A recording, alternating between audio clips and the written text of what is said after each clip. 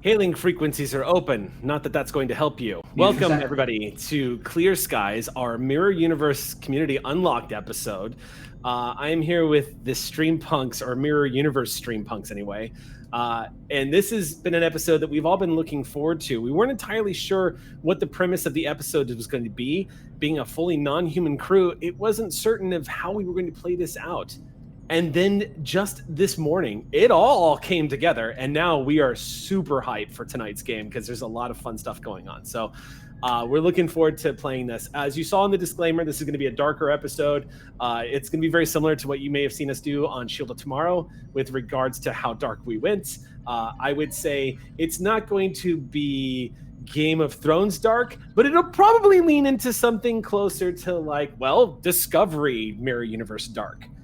Which was pretty dark. RIP Stamets. All right, so before we jump into tonight's game, let's go ahead and get some of the announcements out of the way. First of all, I'll go ahead and start because I never get to really give an announcement. But my show, I've got a show now, a D&D show of my own. Finally, I finally became like the rest of the Streampunks and went and got myself another D&D show. So on Saturdays, the Gax Pack is out roaming the multiverse, jumping planes, and getting into a lot of trouble.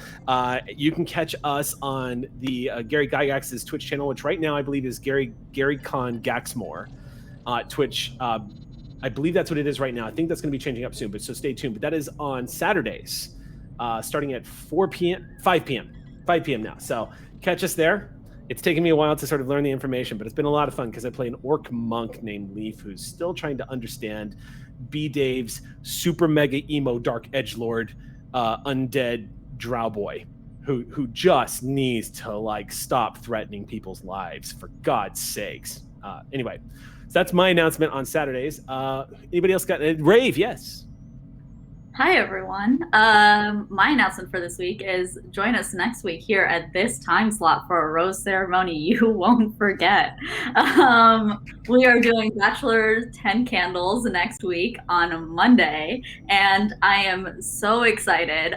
It's okay if you've never seen an episode of The Bachelor or The Bachelorette in your life, because that's not what this game is about. It's about being ridiculous and slasher B horror fun, and I'm just excited to GM. I'm also really, really nervous because I've only GM'd like once or twice in my life. So come on this journey with me. It's gonna be everlasting. Yay! Did I hear you say slasher? I was gonna make a joke. I was gonna make a joke that the rose ceremony gets just as dark as Mirror Universe. So today will be kind of something similar, but as it turns out, Rave isn't joking. I saw Xander's reaction. I'm like, oh, good, it wasn't just me. She said horror, right? 10 Candles Bachelorette next Monday, GM'd by the wonderful Ravity Domse. So, anybody else have an announcement for this evening? Yes, Xander. Yeah, just my standard that I'm on other shows as well. I've got 2 D&D shows. One of them happens to be with Gina DeVivo. We're on hiatus right now, but failed save. And then I'm also playing Starfinder on the official Paizo channel, and I'm having a great time over there, and Shakar on that Bronze Girls channel. So check out my Twitter for all of my whole schedule. I'm all the time streaming. Schedule. All right, great. Anybody else have any announcements or shows that they want to pitch and stuff that they're doing? Yeah, Aki.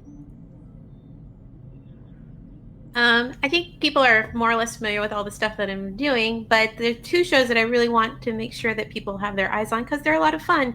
You should check us out over on Roll20 Twitch, where I play a chess teenage explorer in my Star Wars game, Desperate Gamble. That's at 1:00 p.m. on Fridays. And then, of course, there's Let's Get Wildmount over on Critical Bars channel. That happens on Saturdays at 1:30 p.m. And oh boy, it's a great cast and we're having a lot of fun. And yeah, it's really, really fun to play this character, who is the very first D&D player character I played when I first got back into tabletop gaming 5 years ago. So it's a lot of fun to revisit them and play them again. All right. Does anybody else have any other announcements before we start our game tonight? Yeah, Bonnie. I will start streaming on my own channel. I had to postpone it a few weeks, but I will. I got things up here working. It's happening. Also, happy first contact day, everyone. And Happy first birthday, Lark contact Sage. Yes, happy birthday, Lark Sage. And on that note, let's pause and acknowledge that Q is confirmed for season 2 of Picard, which is incredibly exciting. And I have friends that are writers on the up-and-coming Star Trek Prodigy show who just revealed Janeway on that show, which I'm stupid levels of excited about. And they announced the next season of Lower Decks. And they announced the next season of Discovery. And the uniforms look amazing. Today was a big fucking day for Star Trek, y'all. Big day. And I gotta say, if you haven't played Star Trek Online, get in there and play the rocket events where you recreate where you recreate the flight of the first flight of the Phoenix. It's so choice. Lots of fun. Lots of dancing. If there is nothing else, yes, Sam Delev. You've heard a lot of announcements tonight, and none of them matter. Because what's happening tonight is a trip to the mirror universe. Remember, we're not evil. We're just smarter. Get excited. Let's start tonight's episode of Clear Skies.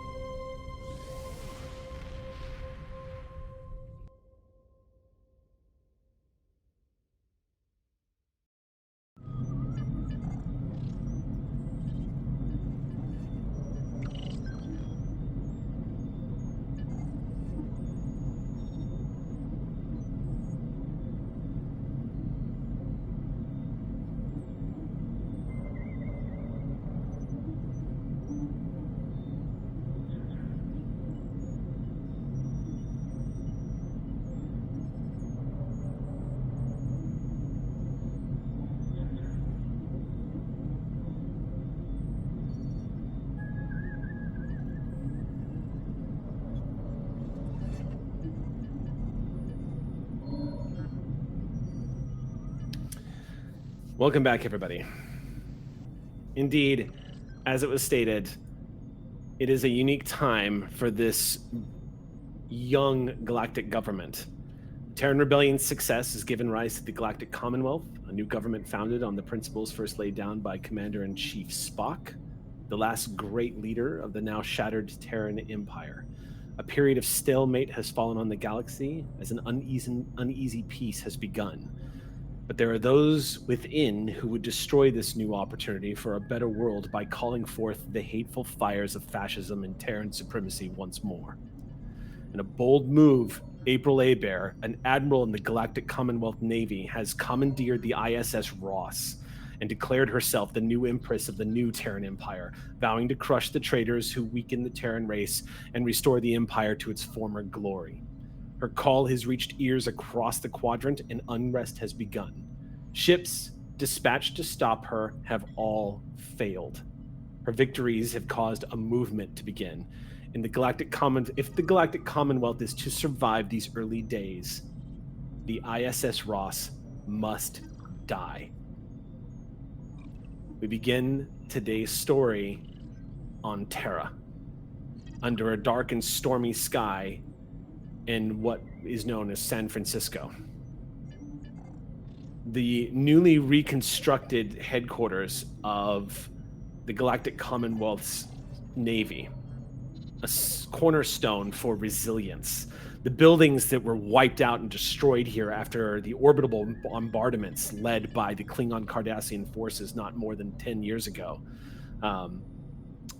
have given rise and become a monument to the resiliency of the Terran people. But not just the Terran people, but the resiliency of those who have allied themselves with the Terran rebels, who also wish to carve out a better future for themselves. The people that live on Terra today and the government that Terrans are building for themselves is a far cry from the empire that once stood not more than 20 years ago. The Terran Empire, as it was, has become something of a dark legend. Though there are still many around that were a part of that empire, most of them languish in chains as symbols of failure, symbols of the past, symbols of those who would use the arrogance and racism of their teachings to lead the entire Terran race into oblivion. What's given rise is an alliance between Vulcans, Tellarites, Andorians, a new alliance that is standing firm and building a finer world for itself. It's still in its infancy. And it is also filled with people who have been hardened and carved by the realities of living under the Terran rule.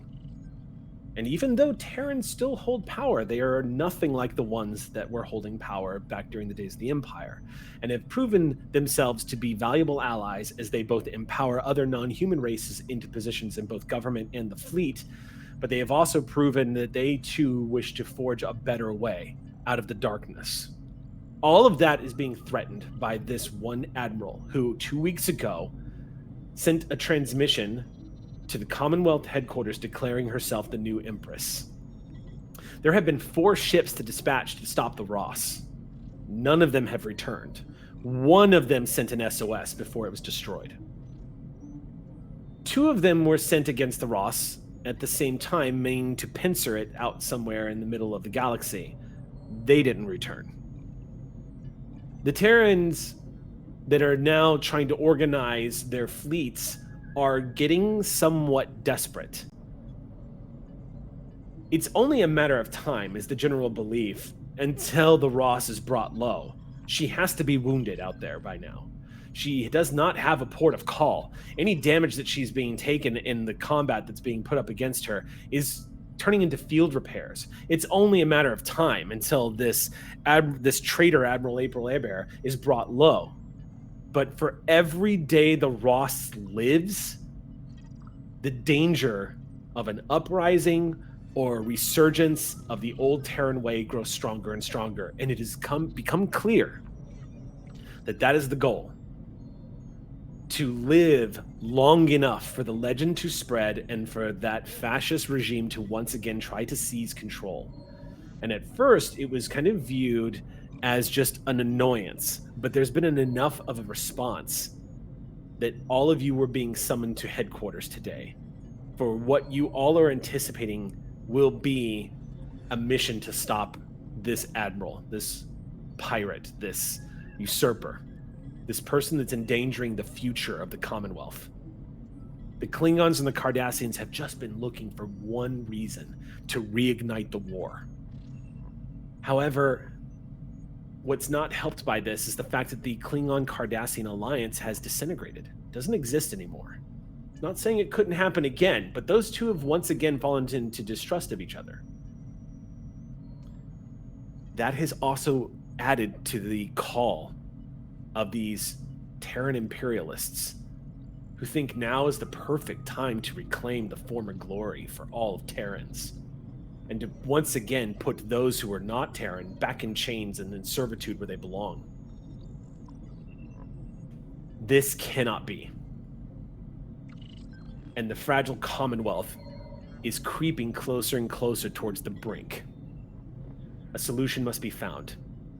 And as y'all are being guided into the hallways of this command headquarters, I want you to, as players, put an overlay of what that Starfleet headquarters looks like and remove it and replace it instead without the elegance and without the salute to the past, without any symbolism of all the journeys that have been taken to get where you are, and replace it instead with opaque colors and blank slates. There are no statues or monuments to anyone in this place. There is only a plaque on the wall as you enter. A large bronze plaque that has been crudely carved and crudely hammered into the Durasteel walls with high-powered rifles that basically stab these great metal spikes. It is meant to look as crude as possible, to drive the point home, as it were. United we stand, together we fall. The essentially the logo of the Commonwealth. Walking into these hallways is like walking into a military complex. Everyone wears body armor who's got a phaser rifle on their hands. But what is a harsh and somewhat welcome reminder is these individuals that you walk past, only about half of them are Terran. You're passing Trill and Tellarites. You're passing Vulcans and Andorians. You're passing the occasional Cation. You're passing the occasional Bajoran. Until you are finally led down into one of these corridors. One by one, you're all fed into this large open room, which has since become a tactical war room. It is cold, it is unpersonable. The chairs here are simple metal chairs that have been laid out on a dais. You can see a holographic table. Sitting up at the front are 3 people. One of them is somebody you all recognize immediately as being one of the centerpieces of the Terran Rebellion. Everyone is familiar with the name General Miles Smiley O'Brien, who sits up on the dais, drinking out of a thick mug and acknowledging all of you as you enter into the room, being led in a column. He has a couple of people next to him, but you don't really recognize any of them. There is a mysterious hooded figure sort of slumped off to the side near the holographic table where the projections are at. But it's not clear who they are. The robe that they're wearing looks worn and gray. It looks used, and it looks maybe like it has been weathered, like it's been through rain, it's been through soot, it's been through all sorts of overuse, to the point where its once rich, like white coloration has been worn down to the shaggy, like cloudy gray color. You can see these lines, these geometric lines across the chest that have since been worn away or torn down.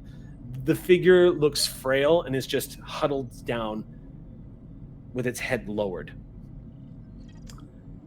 As you're all led into the room, the other thing you notice that'll sharply come into your field of vision is there is a Cardassian here on the dais as well, seated just across from General O'Brien. The Cardassian is in full military uniform and bearing the rank of Gull. We, as the audience, would know her as Jane Lacat. Here in the Mirror Universe, this is Gull Lacat. And she is sitting upon this chair at this hollow table, kind of regarding all of you as you're being led in. Gull Lacat, the one thing that you notice as they're all led into the room is not a single human is among them, which you find different. No. Good. I find it good. In fact, right now, the only human in the room, save for perhaps possibly the hooded figure, is General O'Brien. You're all led around this table and seated at these metal chairs that line up in front of the holographic table. The dais that it rests on is only slightly raised, just enough to both give everyone points of view, but is not actually, doesn't seem to be intended to establish authority of any kind. And yet, there he stands. General O'Brien is not known for somebody who throws his rank at people. He is practical. He is made out of iron. He gets to the point. If you are a low-ranking lieutenant or the next leader of the Commonwealth, he treats you the same. He does not treat anybody like they are an underling. He treats everyone who can move, breathe, or fire a phaser as somebody who is useful to the cause of the Galactic Commonwealth. And as everyone takes their seats, you hear him say, "All right, let's get started then." And he takes one long swig out of his mug and sets it down and stands up and says, "Well, I'll not waste my time telling you too much about protocol here. You all know the situation. That damned admiral is out in the middle of nowhere on board the ISS Ross, and she's causing trouble for the entire Commonwealth. We've sent numerous ships to stop her. We haven't been able to. So you've all been handpicked.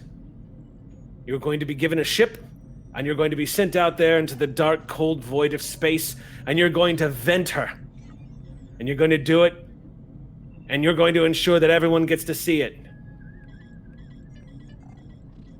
She is the last flame of the old ways, and she must die. If she doesn't, she'll tear apart everything that we're building now. She casts a shadow over everything we're trying to accomplish. All the lives that have been lost, Terran and otherwise. The Terran Empire must not return. How's that for a mission briefing?" Inspired. And standing up from the table, you see a Bolian who's there, and he is in like a surgical uniform, but the sleeves are torn off, and you can see like bulging muscles in the blue skin, as well as like a chiseled chin, and all of this is this bright blue. But when it comes up towards the top, you notice that there's scarring, and it fades into a bright red calcified scar tissue all over the top of his head. It fades into like this bright, it almost looks as if he has hair, but you know that it's scarring from a burn, like his head was set on fire at some point. And Dr. Lenatus just says, "Hopefully we'll have everything that we need to return this time." There's a small smile from the general, and he nods, and he says, "You're going to be given everything you need to take care of the situation. And just so that you have a full scope of how dangerous things have become, we've had to take some drastic measures. You're going to be the first to learn about this. You see, the Admiral, she's waging a war of, well, words. She's using the Ross and its survival to turn against us all the commentary, trying to make us look weak so the citizenry will rise up in remembering the better days." He scoffs and takes a drink. He sets it down, slides it away from himself, and he says, "What we need is a voice from the past who can stand up and explain why the old ways are gone. So, I have a VIP I need you to transport to Vulcan. Recently discovered and released from prison." And he looks over at the hooded figure, and the figure, slowly you see these ancient hands as this figure pulls back the hood. You see an ancient looking face with angular features and a goatee, pointed ears and a bowl cut right across the top. As it comes down, you all look into the face of what was once Commander-in-Chief Spock of the Terran Empire. You see, as the hood comes to a rest, he slowly lowers his hands and very dramatically just turns and looks at all of you. And he says, "I don't believe Commander-in-Chief Spock needs an introduction. We found him languishing in chains, long forgotten. His voice is going to be a powerful force in convincing anybody who's still believing in the old Terran Empire that their ways are outdated. Your mission is to drop him off on Vulcan, where he will be making a public statement in support of the Commonwealth. Then you are to proceed to these coordinates, and he picks up a data pad and enters them on, transfers it to your data pad, and he says, "May I introduce to you the commander of this mission, your new captain," and he motions. At the back of the room, you see walking towards the front of the stage a Vulcan. This Vulcan is also wearing a sleeveless tunic. Walking upright, you can tell just from the look of way he's carrying himself that he too is one of these Vulcans that does not necessarily subscribe to the teachings of logic. This is a Vulcan that is way more interested in authority and power. Sharp, angular features, very handsome, very like dark hair, dark, mysterious eyes, but has an air of arrogance about him that is off-putting just from the sight of him. And this is Captain Sivek. He'll be taking command of the mission. In just a moment, we'll lead you to your vessel, and you'll be underway. Remember, the goal is to destroy the ISS Ross at all costs. Are there any questions?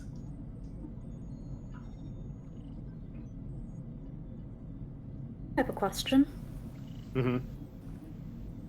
And Sol points at the gull.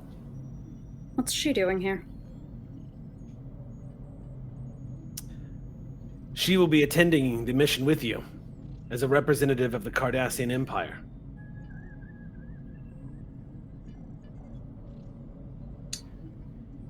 I'm here to make sure we get the job done.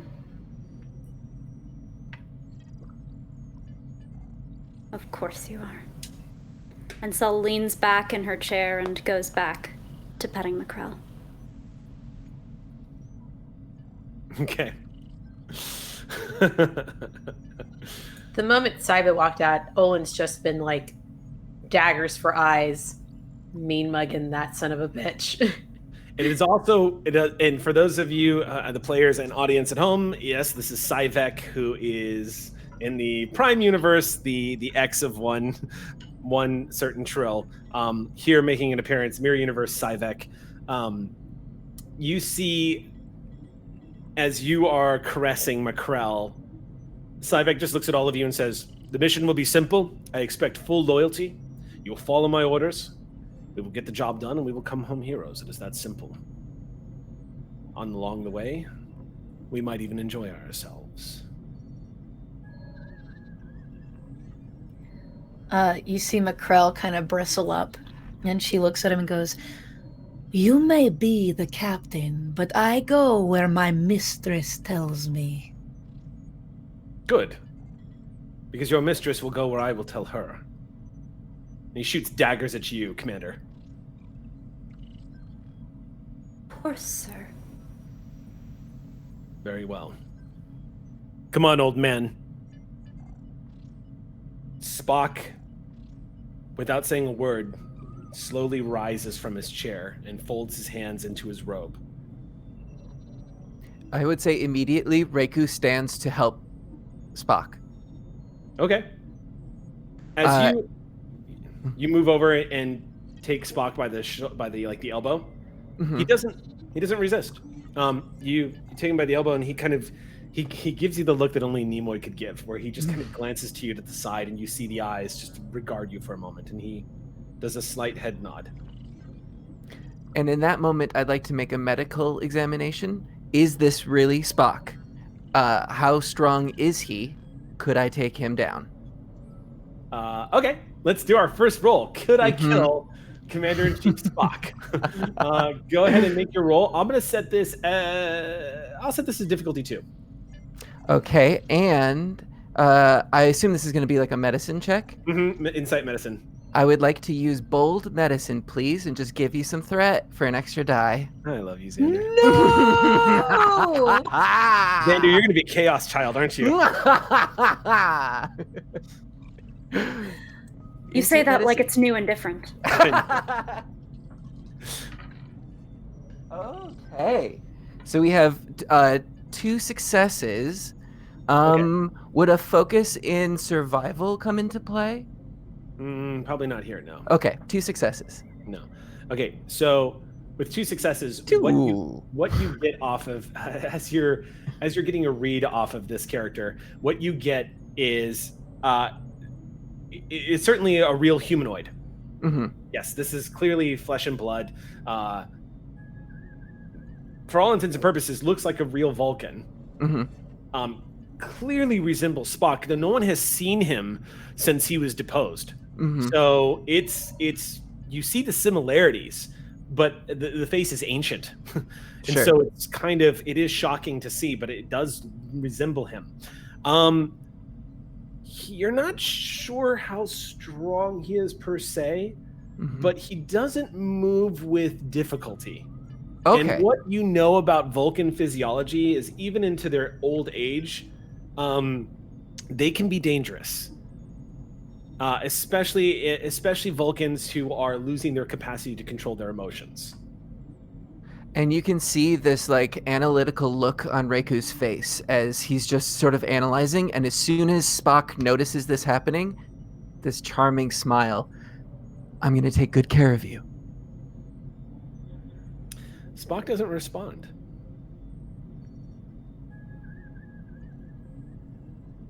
And we'll continue to escort him wherever. Syvek just looks at everyone and says, "Then let's go. We're headed to the transporter room now.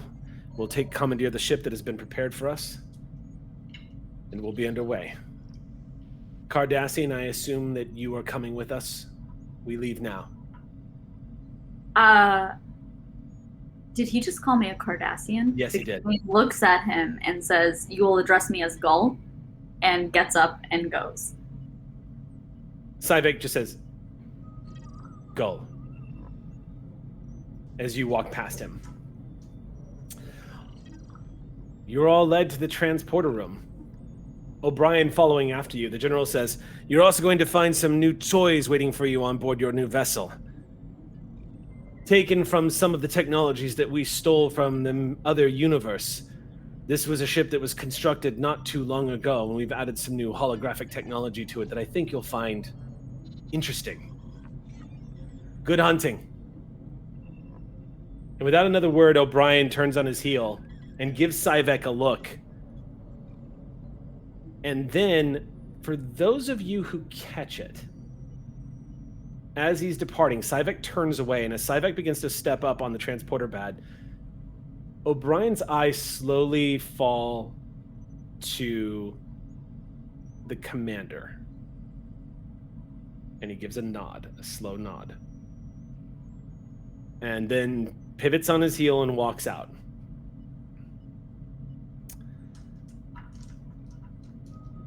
You all step up onto the transporter pad. Yeah, it's definitely interesting. You never thought you would find yourself here at Gull the Cat, but here you are on this transporter pad on Earth of all places, Terra, as it were. As everyone loads up onto the transporter pad, Spock silently standing behind all of you. A few moments later, you feel the cool blue glow of the transporter pad activating, that tingling sensation as you're all deatomized, and then transported to the next transporter pad and space dock just over the skies of Terra. And as you materialize in the new sort of makeshift space docks that are being constructed out here aboard Terra, since the other ones were completely obliterated, you find yourselves gazing out over a starship you have never seen before. You see, as you step off the transporter pad, you see a long corridor that takes you directly to the docking bay of the starship itself. The starship is sleek looking. It's not big so much as it is like on a plane and long, where it has nacelles branched off to the side. For a better sense of what it looks like, this is an Akira class vessel, and you see clearly painted across the top of it the designation ISS Audacity. You're gazing out over this ship as it sits in space dock. Syvek just says, "Let's go."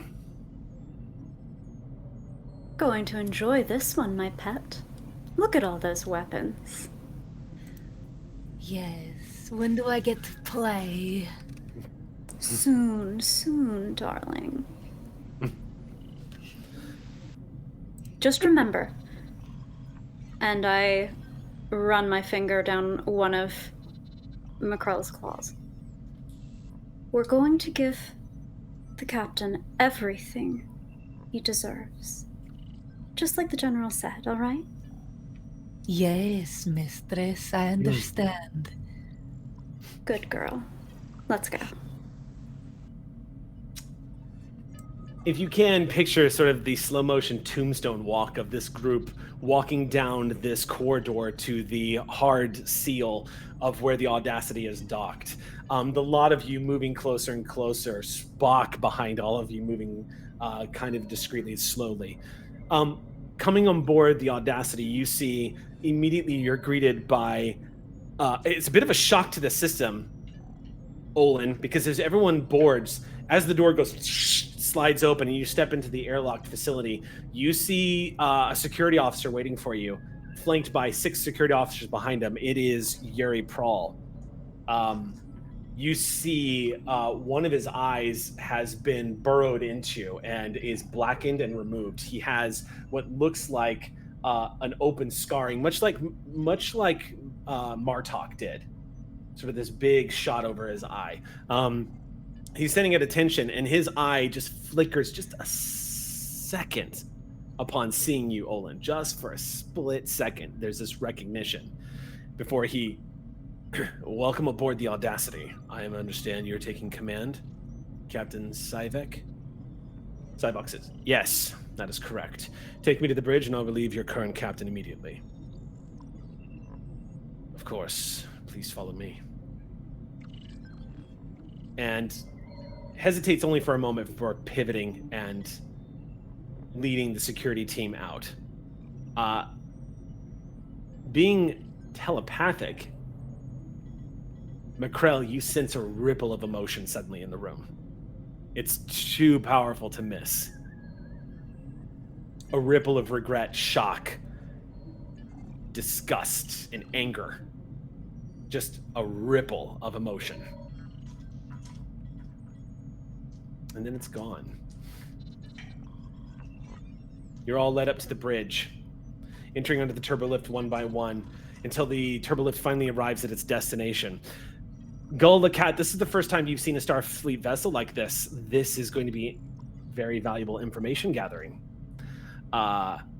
This vessel is using technologies from the other universe, which the Terran Empire cheated quite often and got their hands on whenever they could, that gave them the edge during the rebellion. This is becoming very informative, and it's also a testament to how much they're willing to let you see.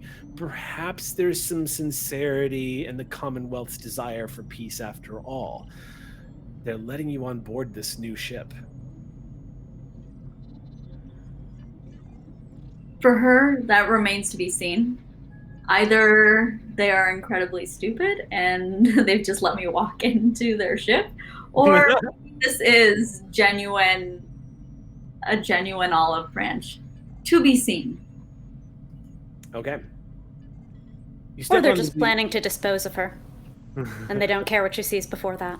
Which would honestly fall into the first category of being incredibly naive. You step out onto the bridge. The turbolift arrives.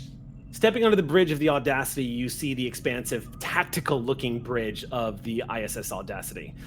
This has full combat information displays at command. This place is sleek. It is definitely more advanced than any other starship you've seen so far. The bridge looks very practical. There's a lot of open space. There are no unnecessary steps. There are a lot of handrails for people who need them in case there is a turbulent impact on the hull. The captain stands up. Captain stands at about 5'8" or so, is dressed in a black leather jacket, has 2 tumpa hanging down by their side. You see a shaved head and trill spots going from their foreheads all the way down their neck as Janil Makdir stands up at attention as you see the 4 pips on their collar, and they say, "Welcome aboard the Audacity. I take it you're the new captain? That's right, Captain. I'll be taking over center chair. I'm told you're the one that brought us this vessel. Good catch. Janelle smiles and says, wasn't really a catch. I had a captain who was a fool and decided to donate himself to a bunch of techno-zombies. I trust you'll return this ship without too many scratches. I still plan on using her one day. I can make that promise. Good. Then you have the con. I stand relieved. Good hunting, Captain. Janelle makes their way past and pauses just for a second as they look at you, Sul. And then they continue on. Headed towards the turbo lift.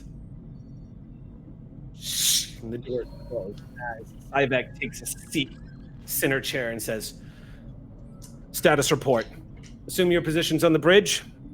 Everyone starts to take their positions and says, now then, show me this new executioner officer program. Computer, activate the Exio. Describe yourself. You see a medium tall, about 5'9", very triangle-shaped body. It's very slender, but clearly very toned. And long blonde hair that is braided very intricately down her back.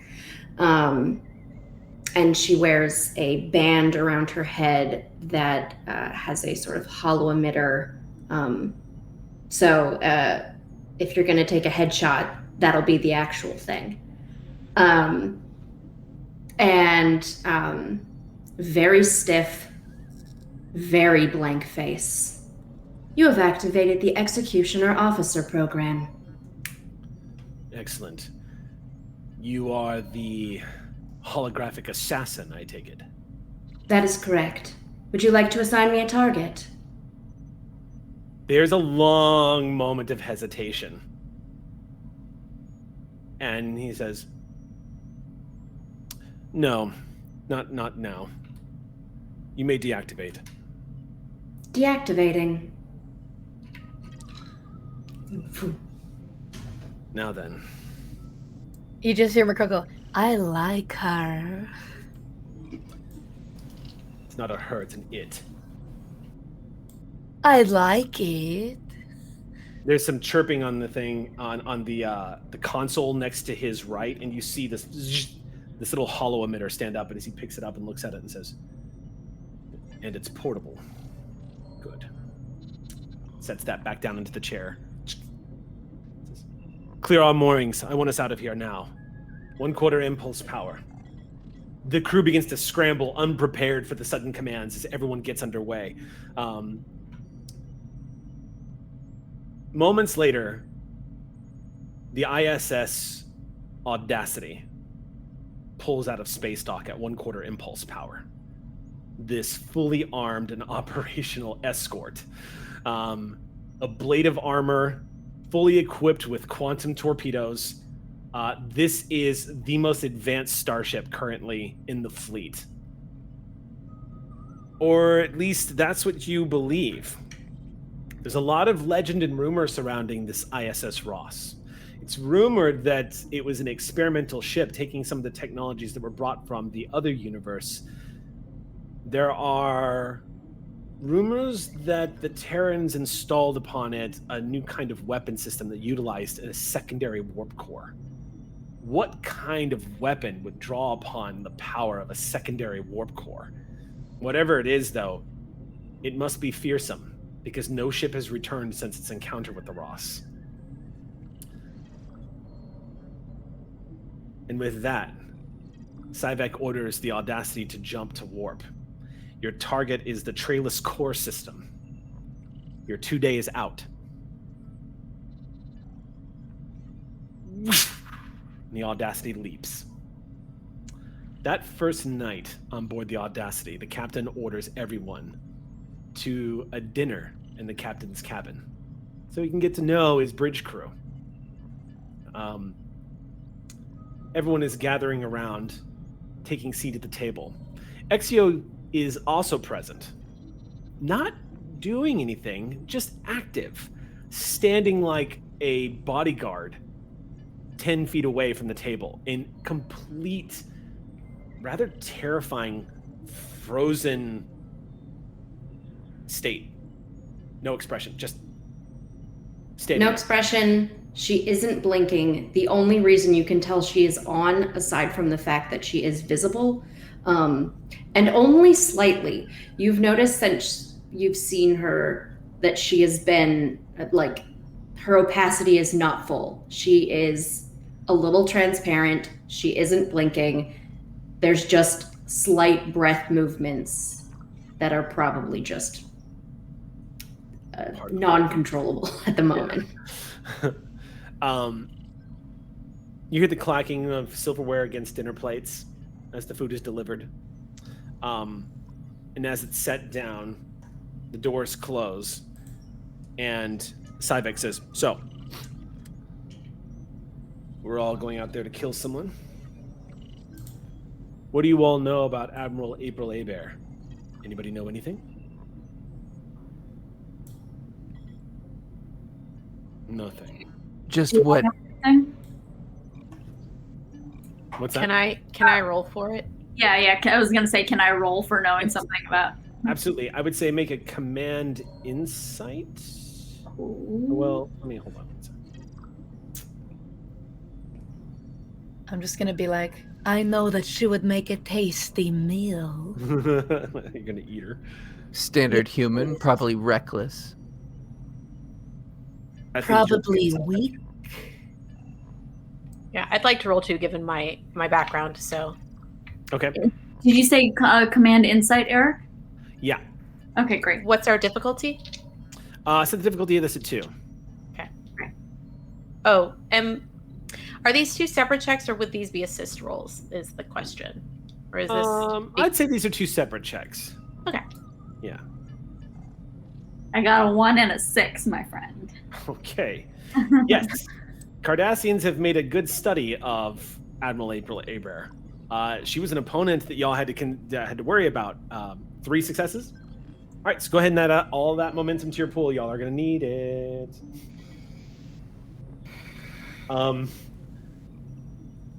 Yes, indeed. Admiral April Hebert is a tactical genius, methodical and ruthless. You would be making a terrible, terrible mistake underestimating her or assuming that she is weak. She has not only destroyed most of the enemies that she's ever gone up against, but she's also managed to kill a bunch of Terrans that she has gone up against.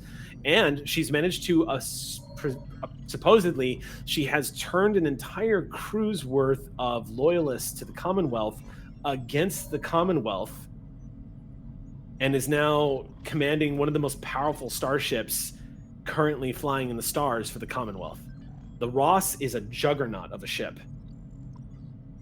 Heavily armored. The stats that y'all have on that ship place it as pretty powerful. And this is an advantage that y'all are going to have over the Ross, because you're going to get the stats of the USS Ross.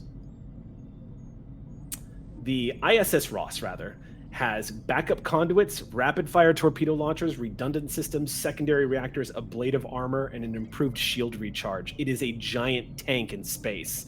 It is designed to take all the punishment and regenerate all of that power very quickly every time it needs to use it.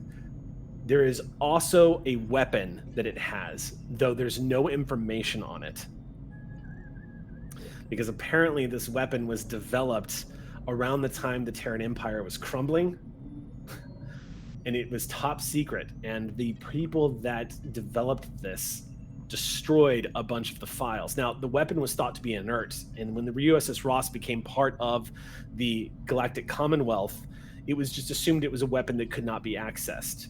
There is belief now, considering how many ships have been sent to destroy the Ross, that Hebert has found out how to get that ship to operate to its full potential.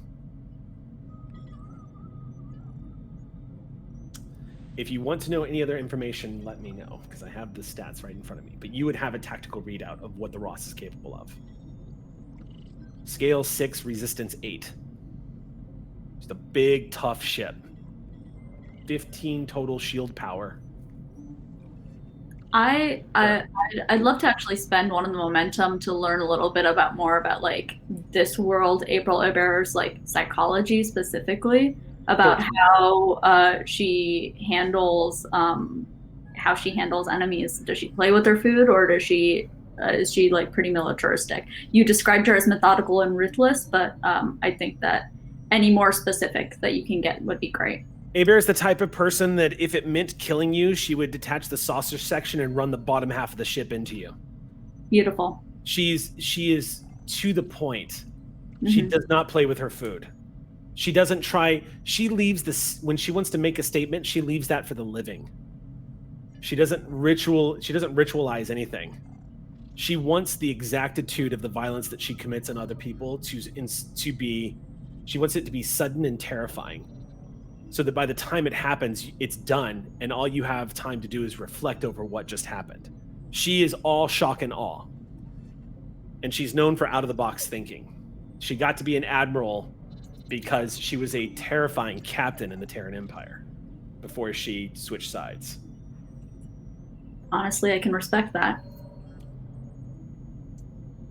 So, Captain, what makes this fight different from all other fights? How's the audacity going to do what the other 4 couldn't? Supreme firepower, my dear commander. We're going to come in, and we're going to utilize the new weapon systems on board. We're going to drill a hole right through the Ross, and then I'm going to send a holographic assassin to deal with our wayward admiral. So you're going to leave all of this up to a computer program? And I'll point at Exio.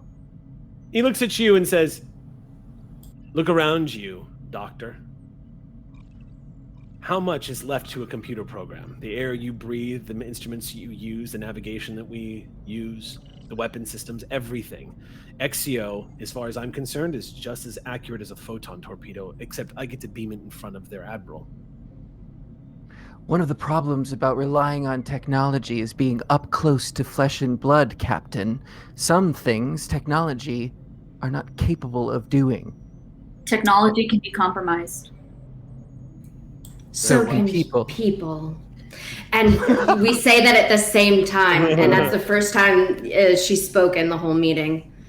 That actually gets a glance from the captain.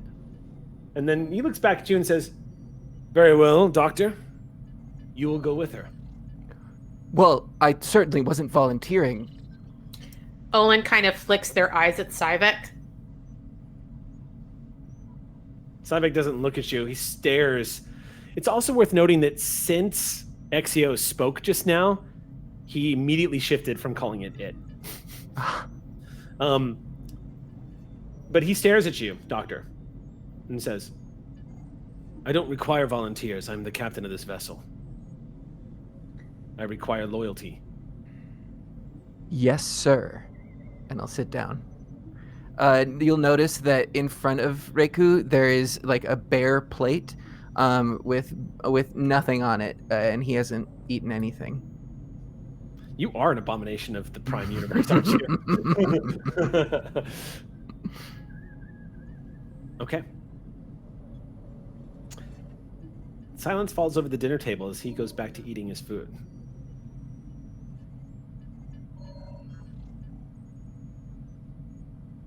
Clanking of dishes, the sounds of cutlery on the plates, people having their cups refilled, and the silence stretches on and on. The only person that seems to be perfectly at home here is the hologram that's standing 10 feet behind the captain. Olin is studying her too. What's that? Olin has been studying her too. Mm. Oh, yes. Since the meal has gone quiet, you will have noticed that every few minutes or so, she changes her gaze to the next person. And she's just been doing that throughout the entire dinner. Olin definitely gets into a staring competition with her and does not blink. To break that, Reiku sort of clears his throat in Olin's direction. You, not to be rude, but, you know, as the physician of the ship, you seem a little, well, Terran.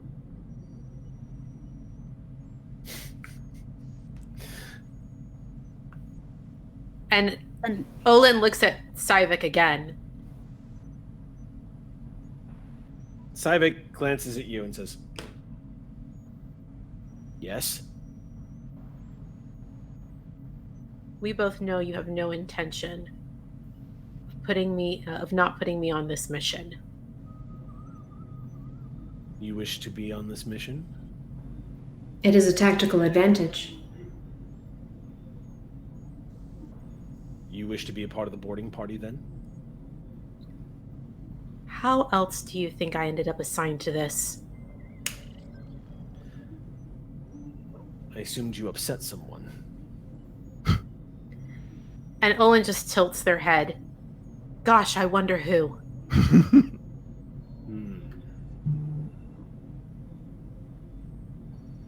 He glances at you again and says, very well.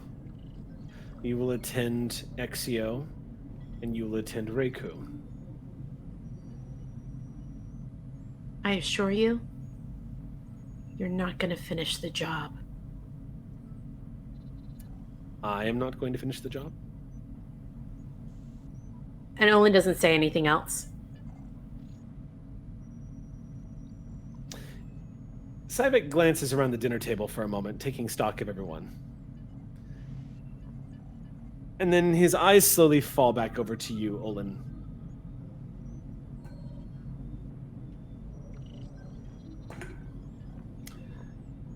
Olin. He folds his hands in front of him, and you see this cold, cold gaze, which is usually what happens when a Vulcan is on the verge of an outburst.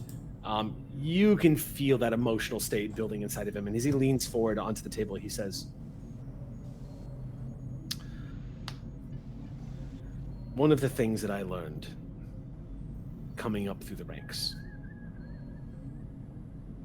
is that if you want to make an adversary of somebody, if you want to threaten them, don't. Simply don't. Don't warn them. Don't prepare them. Because, of course, who's to say that during transport you don't end up on the hull of the ISS Ross while the strike team is beamed inside?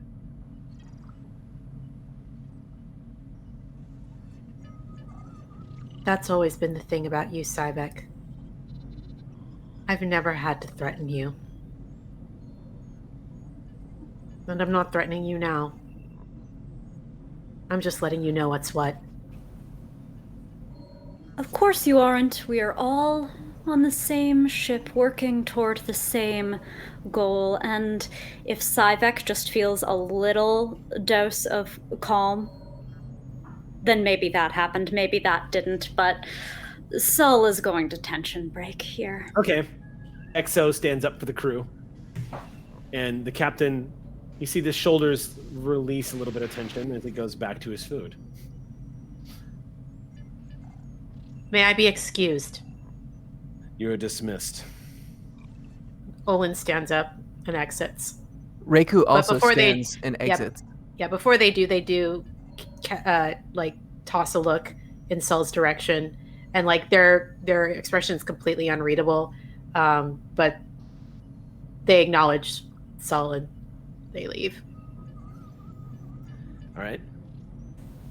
Of all people, I think I lock eyes with Gull the cat, and she'll probably sense just the lightest flavor of, are you also seeing this shit? Oh, and I think that is the first time that you get an actual like motion reading out of her, as opposed to just blankness. And she's like, yes, I am absolutely seeing this bullshit. Does Reiku walk out, actually?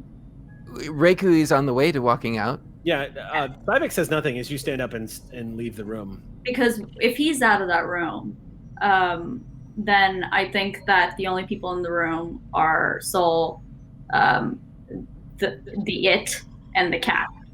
And so Jane is going to turn to Sivak and say, we have this saying on Cardassia, you keep your shit behind closed doors. Do we need to be concerned about what just happened there? Would you like me to shut more doors? No. And then I'm going to look over at Azriel and go, would you like me to find out shit? It'll come up under our shoes soon enough. Katie, go back to your food. Vivek sets the cutlery down on the table and says, "I'm suddenly lost my appetite," and pushes the plate away. Are you gonna run away from this one Vulcan? All right. Run away? Do we need to be concerned? You didn't answer my question. I care little for your concern, Gull the cat. You're here as an observer. So far as I'm concerned, you can bite your nails in the corner as you fret over things. It makes no difference to me. It becomes an issue when it seems to interrupt even the most basic of interactions. You are here as a courtesy. You were invited to my dinner table as politeness. If it's not to your liking, you shall not receive another invitation. Agreed? She says nothing. She's just smiling now. Well, I think this has served its purpose. I have certainly gotten to know my new staff. You all seem to be staff. Dismissed. That we are, sir. That we are. This was a nice dinner. Thank you. He just scratches at his chin and says, "Leave." Captain Syvek? Permission to stay active? I would like to observe the crew. Very well. You may stay active. Confirmed. And then she saunters out without a word. You just walk out the door. Also, I just realized that she's been going by Jane Lacat. It's actually going to be Cora. Or your original Cardassian name. Yeah. Let's go Cora by the Cora. cat. Yeah. Cora would like to roll to kill that man in his sleep. You want to try to assassinate the captain? Yeah. But And this is why I chose to stay active. no, honestly, that is the only reason it's probably not gonna happen. Catches you watching. Yeah, especially because who knows what that might ignite between the Commonwealth and the Cardassian Empire. But Saul gets another look, almost as a.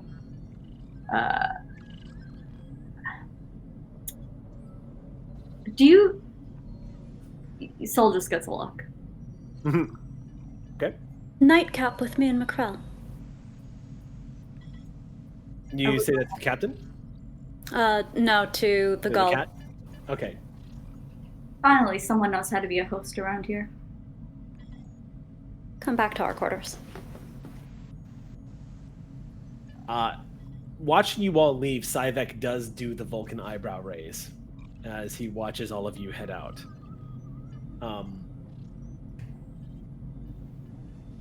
The door is open to your quarters. Shh, the three of you enter.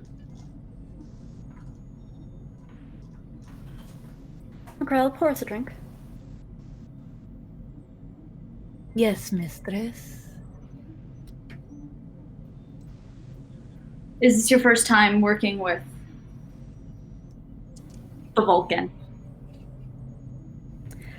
It's my first, yes, though not Olin's, I'm sure you noticed. I'll let them tell you the details. I only know them from working in similar circles, but the history's obvious. The history is extremely obvious. I do not have to have had worked with them in order to know that.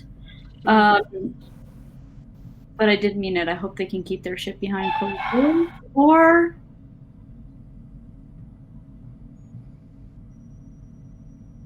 I've always believed that sometimes things make themselves apparent in order to weed out the weak. I couldn't agree more. To close doors and open airlocks. And they toast to that. What does your room look like?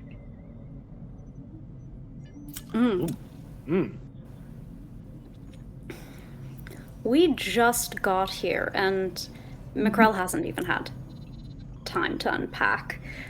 Except for her weapons. Those, I think, are robustly displayed already. So, very have a much lovely prioritizing the important collection. things. I'll She does give you a have- tour, if you like, of my corner. You know what? I think she misses Orwell. So, yeah, she would love the tour. Kitty corner. Kitty corner. But yeah, I think that she toasts to that and have a nice drink. You do notice, Rave, there is, like, in the collection of weapons I have, I also have a Cardassian weapon collected. We don't give those up so easily. Where'd you get that one? It was a memento. Did this memento come willingly? I don't feel like I have to ask that question. Let me rephrase. A wager to win it off of you? To win it back from you? You would like to wager to win that back? Absolutely. I mean, it's Cardassian property. It only seems right. But I wouldn't steal it from you, considering what generous host you've been to me so far. I can at least allow you that. It is Macrell property.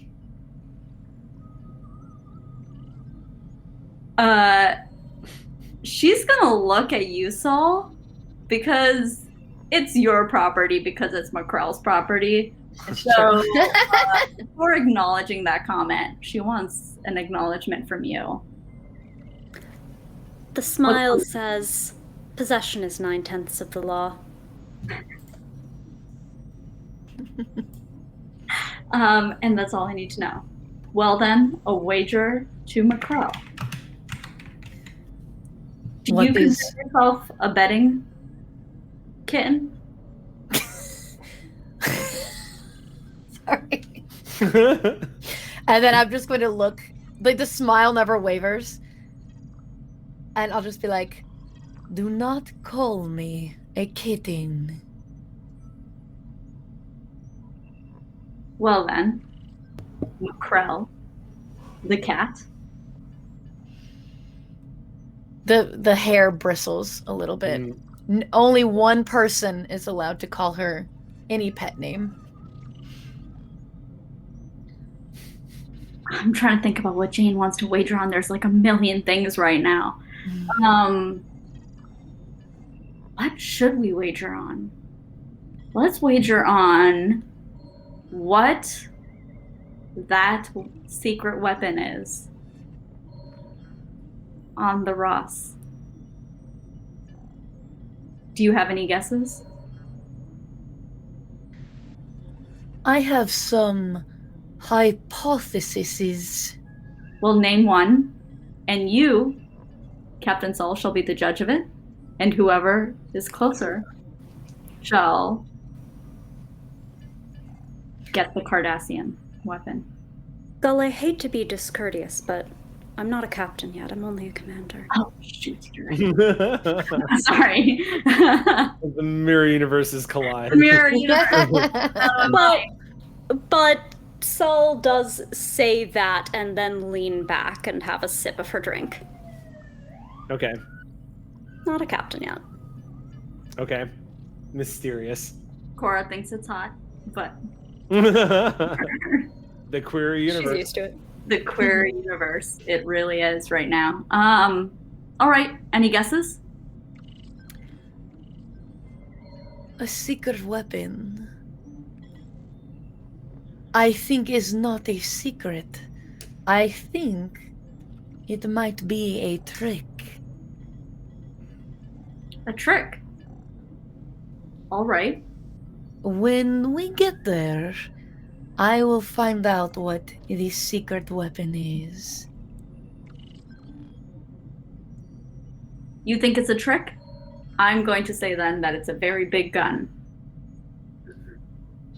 Or a very big phaser. Sorry, this universe. Very big phaser.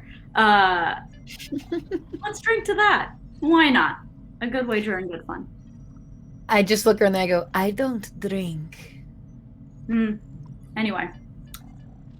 Well, here's to that. And I just go right back to Sam. I just go right back to Sol. And just patiently wait next to her. Yeah. You all begin to feel the reverberations of the ship leaving warp. You can see the star streams outside. And the ship leaves, goes into full impulse.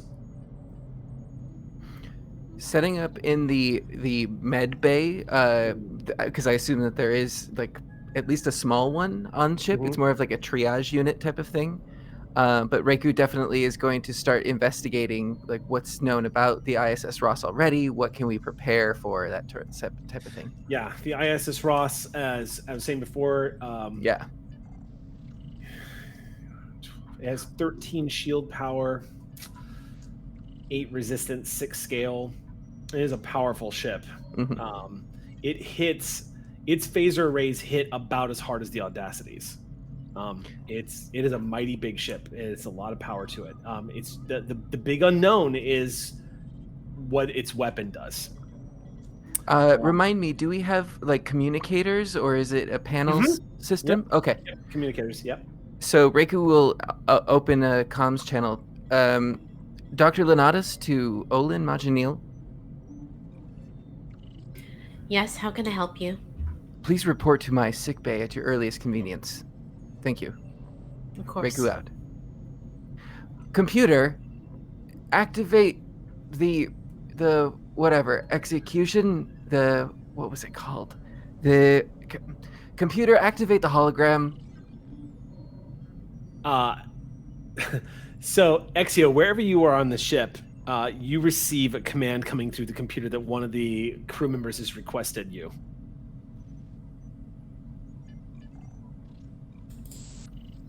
There are no other holograms on this ship? Nope. Welcome to the Mirror Universe. Good to know. There is no other holograms on board the vessel. She like plays your request to hear what it sounded like, and then confirm. And she presses a sort of thing and blips. Okay. All right. The Exio execution officer program activated. How may I be assistance? Yes. A query. Do you have the guidance system for the ISS Ross? The guidance system, do I? Or the schematics for the guidance system, sorry. That is in the main computer. The ship schematics are in the main computer. Did you activate me to activate the computer for you? Computer, deactivate sarcasm protocol. Yes, I have the ship. Great. Pull it up for me, please, in another hologram. Of course. Okay. And we'll wait for display. Yeah, I'd imagine around that time is when Olin sort of saunters in. Walks in. Glad you could join me. Listen, I'm not happy about going on this thing, and I'm stuck with this computer program, and so it's just nice to have another person. Here's the ship schematics. Go ahead and ask the computer anything that you want. Okay. We're basically acting as your backup, correct? After all, Correct. you're the assassin. Confirmed. Do you always look like this? This is my starter presentation. I'm not entirely sure how this is going to go. It could be it could go super smoothly and we end up right where we need to be, or we could end up having to worm our way through the ship. And it's very possible that you might need to look a little bit more solid than that. I can look however I need to. Excellent. You, however, are going to stick out like a sore thumb. Yes. I'm actually not entirely sure why Syvik said it was okay for you to go on this. Yes, I also have a query. Why do we need a medical professional when our mission is to execute? He did it to rile me up.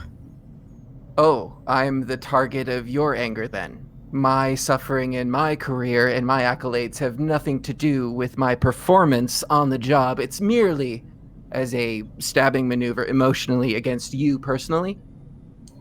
I have no thought. Clearly. Look, I was planning on talking to him anyway about all of this. I didn't ask to come on this mission. I got assigned to it, not exactly knowing what was going to happen, and the moment I saw him... Saw who?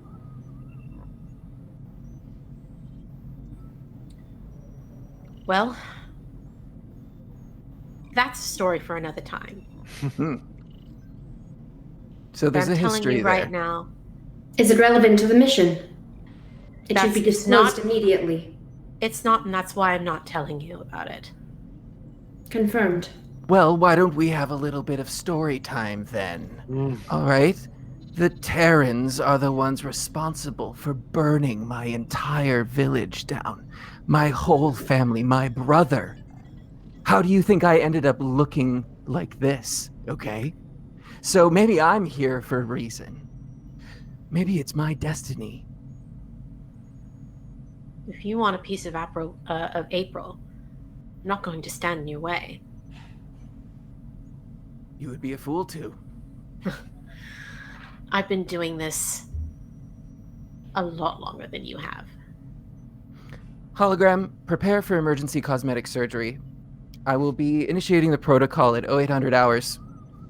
Have the medical professionals see to me as well. Confirmed. Have we deceased with the story time? I do not have that program.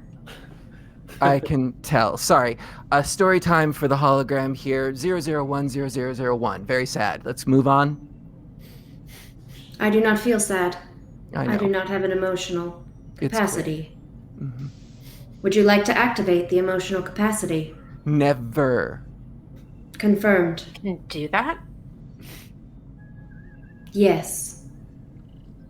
It can be helpful on missions to have emotions. At limited capacity. Learn something new every day. They are Trust not me. real. They are an imitation. Oh, trust me, Do most not of be us are alarmed. envious of you. I'd love to no longer be able to feel, or feel anyone else for that matter. That can be achieved with my skills. So there is something about you then, Olin. You are able to feel what I'm feeling? I look human for a reason. Why? Well, how else do I infiltrate their ranks and get their secrets?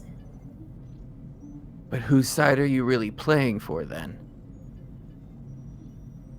Well, therein lies the rub.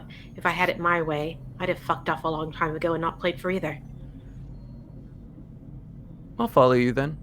And he just turns back to setting the plans. Okay. While this has all been happening, Really quickly, what did you ask me to do?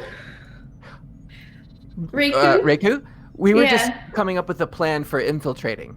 But didn't you ask me to set up a cosmetic surgery thing? Oh, yes, yeah. Because Reiku's going to go under cosmetic surgery to look like something else for the mission. She does very rudimentary nurse assisting work. Yeah.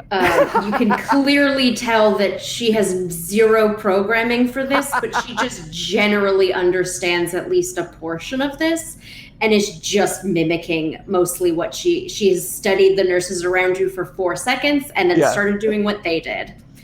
She's just like, she's no idea what the hell this is. This is not what she was made for. One of the nurses just tells you to leave. You're just causing more problems. And I turn off.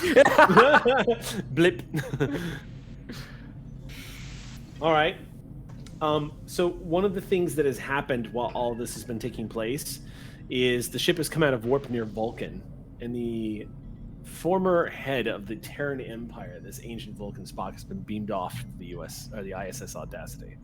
You are now underway in the second part of your trip, as Spock departs the Audacity with the intention of reaching out and sort of launching a counter-propaganda program against April Hebert, as she is constantly broadcasting signals out to possible supporters every single day. Which, by the way, it probably would occur to you, Commander, that Hebert would not be broadcasting through subspace. 2 reasons. One, it would be easy enough to lock her out of using subspace transceivers all across the Commonwealth. But the second thing is that you're pretty sure she is just laying a very obvious trap. But it's entirely possible. You would require probably a command roll to double check on that. But that's for I would love later. to. Yeah, I would say... Yeah, an insight command check with a difficulty of, I'd say 4. All right. I'd like to take momentum. So I'm going to. Okay. Because it's the mirror universe and I take what I want.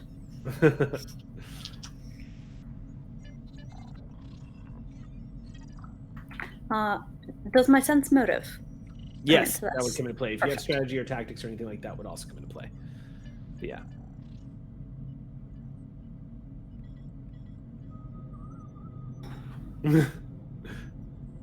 I love rerolls. This 20 is a crit now.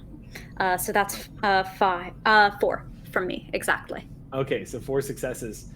That means... All right, so what you get from this behavior is that Hebert is the type of person that would do this so that you would assume that they were laying a trap so that they could lay a trap. In other words... this doesn't really tell you anything. There's too many layers to her strategy to reveal anything logical about this, but it should be safe to assume that her broadcasting is being done from a place of safety, from a tactically safe position, so that anyone who is trying to track down where she is broadcasting from, not that finding her is going to be particularly hard, she doesn't seem to be hiding it. Ships have been dispatched. She's easy enough to find on long-range sensors. It's not like she has a cloaking device. But her accessing the subspace arrays, she would need an insider for that. You're certain of it. And even though she's sending out pulses and messages, it's enough that it kind of raises suspicion. As you're My cat is in charge of comms, isn't she? Who is? As part of my cat, as part of security? Yes. Yay. She will hear a thought to pull the comms logs and send them to me. Okay, I'm going to have you roll then, Macrell. Okay. So I would like you to roll, and the Audacity will assist on this. Excellent. Hey. What am I rolling? So I think this would be a control. I guess I'll roll the Audacity. Oh, yeah. I think this would be control engineering. Engineering? Or con? No, it wouldn't be con. This would But probably she's- be. This would probably be. It would probably be control security, actually. Oh, good. Let's do that one. Great. Yeah, this would be because you are literally trying to pull the secured records off of. So I'm going to say control security on that. Yes, And I the agree. Ross will roll The audacity? I'm sorry. The audacity is going to roll computers and I think computers security as well. Okay. Or rather, I'm sorry, communication security. That's the one I was looking for. Okay. I'm going to And take the momentum. difficulty of this is going to be 3. I'm going to use my bold security Hey, I love to get a extra die I love it. to initiate. Pile on. Get that extra D20. Well, actually, wait. I don't have to. I can just spend a momentum and get an extra D20. I don't have to use it unless I have to re-roll. So put that threat away, Mr. Campbell. I will initiate it if I have to re-roll. Backsies, but okay. Sorry, I forgot that. I forgot that that's what bold does. Okay. But I'm gonna take it for an extra die. All right. Ooh. Damn it. Of course I dropped it. Hold on. Hang on, everyone. 4 dice. 4 dice. It's not even the right die. It's a different die that I dropped last week. Where's my D20? Okay, It wouldn't be a Star Trek game on First Contact Day if you didn't Lark Sage something. It's very true. That is. I have a. Oh gosh. Well, I have a focus in tactical systems. I don't think that would work. No.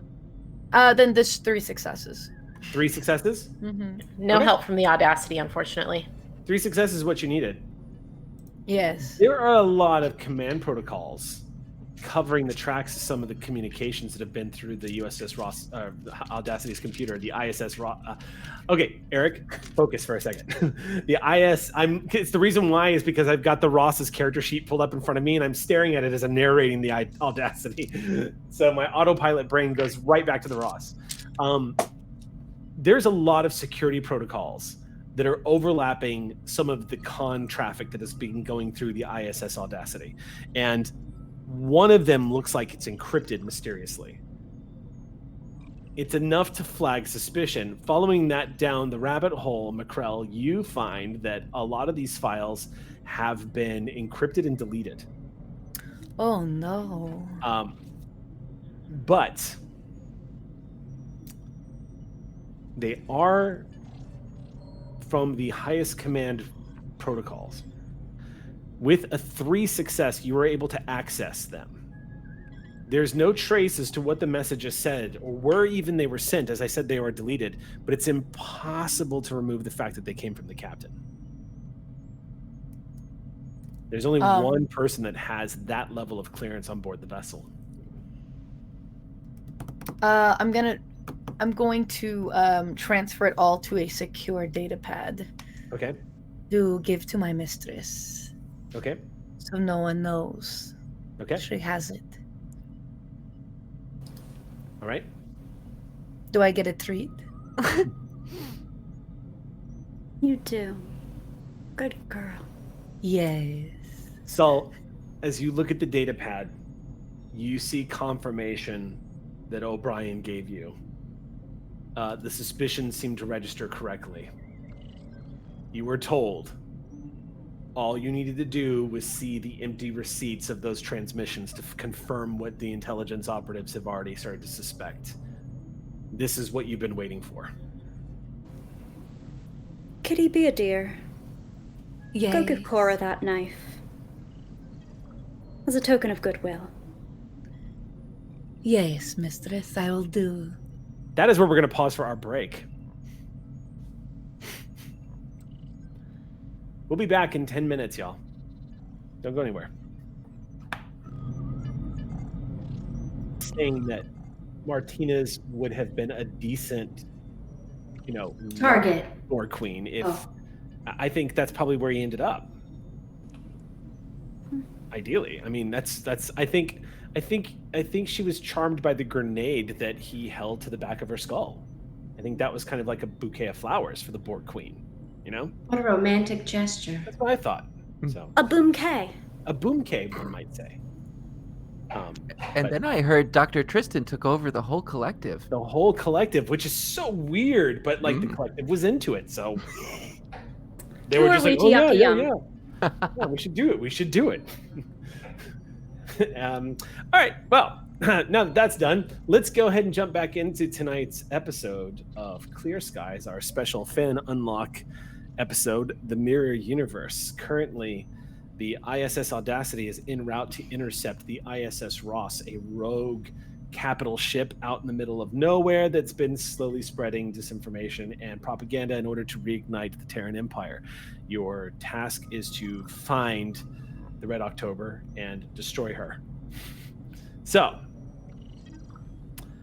with that in mind, we're picking up where we left off. Right now, we're in Commander Sull's quarters. Commander Sull has just given an order. And before we go any further, just so we get this out of the way, why don't we go through some character descriptions real quick? So, Sull, you're in your quarters right now. What do we see when we see Sull of the Mirror Universe? Well, she's dressed in the traditional Orion manner, which is to say, not so much. But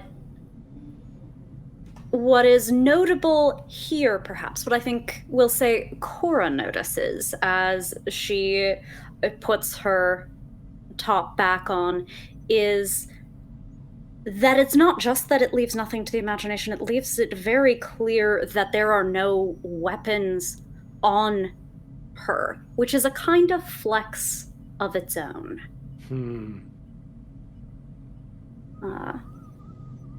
Long hair, for the most part, looks like someone we would recognize.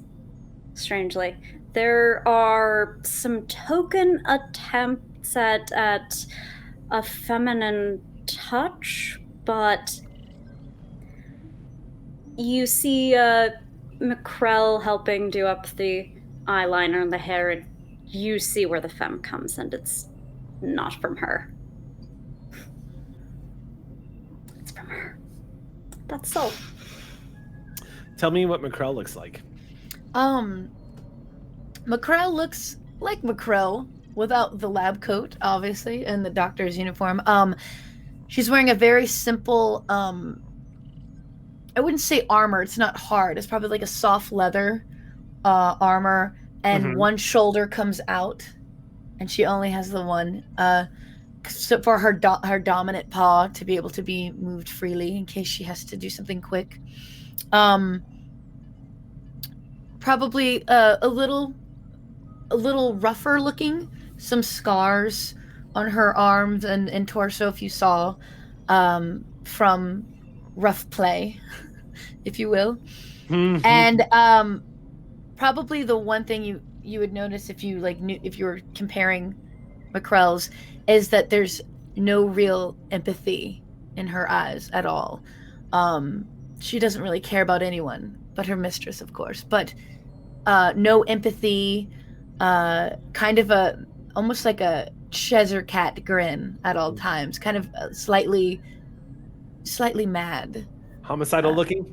A little bit. Yeah. Yes. The descriptions you've given me. Yes. Okay. All right. Let me know what Olin looks like. This Mirror Universe version of Olin. So Olin looks like, as far as build and coloring and all that stuff goes, exactly the same. Still very much like kind of a black and gold and white, black and gold motif instead of white and gold with statement colors. So like they're often like in like a bright base, like maybe catsuit type deal with like a fairly bulky like black vest over it and like gold accessories. They look, so Olin of Prime Material like always looks kind of very like professional and slightly somber. Like Olin in this universe looks a lot more angry and pained all the time, as if they're constantly going through it, like even more than Olin of the Prime universes. And they wear combat boots like up to their shin. But yeah, like kind of a no muss, no fuss sort of like, I'm here to get the job done, get in, get out kind of a deal. And they have hair. They've had cosmetic surgery done so that they do actually have like short, cropped, curly hair. that's graying at the temples. So Okay, cool. not too unlike what's going on here. So. Gotcha. All right. Have we gotten Cora yet? What? I'm sorry? Have we gotten Cora yet? Description? No, I've just given the description that Cora is dressed in the traditional-looking Cardassian military uniform. Yeah, I would actually say that it's weirdly like it should be eerie how similar it is to Jane. Actually, it's just an older version of Jane who. It's someone who had military training their whole life as opposed to just like being in the military till their teens. Is what I would say. I think that they are very comfortable in their own skin. Just plain simple ponytail, long hair down the back. Some women Cardassian are known to like paint the little spoon in their head. I think Cora does. I think that she leans into that tradition, and so unlike Jane, who doesn't, Cora's little spoon forehead thing is blue. Okay. Yeah. Awesome. Okay. Well, then, where we last left off, you've given an order. What would you like to do? I would like to go do the order. Okay. So you're going to track down the gull and give her the dagger. Is that correct? Mm-hmm. Okay. So departing the quarters, you all are on the same deck, so it doesn't take long to just walk down this long bending corridor past a few of the crew members who Mirror Aux crew makes their way for you because they know you answer to the commander. They slide out of the way as you slink your way down the corridor towards the doors that lead into Gull Lacat's main living space. And I'm legit just holding a weapon up. Yeah. Like, just nobody questions it. Nobody gets in your way. They just move away from you. As you hit the door ring button, as it were, and just the chirping sound inside your quarters, Gull Lacat. You only just walked in about maybe 5 minutes ago. All right. So she's going to look through the little data pad, see who's there for her, and when you see McCrell there with a knife, she's going to say, "Have you come to kill me with my own weapon?" Why would I do that? I wouldn't need this weapon to kill you.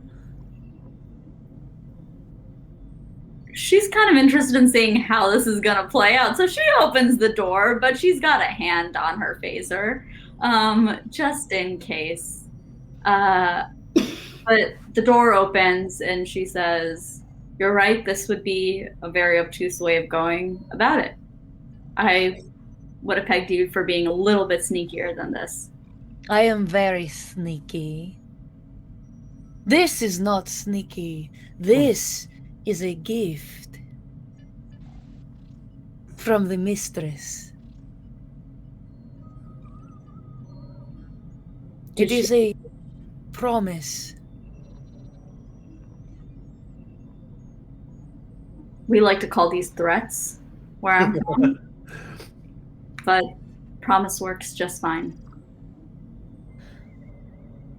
And I'm just gonna like, as I'm holding it out to you for you to take it, I'm just going to look and be like, I like your phaser.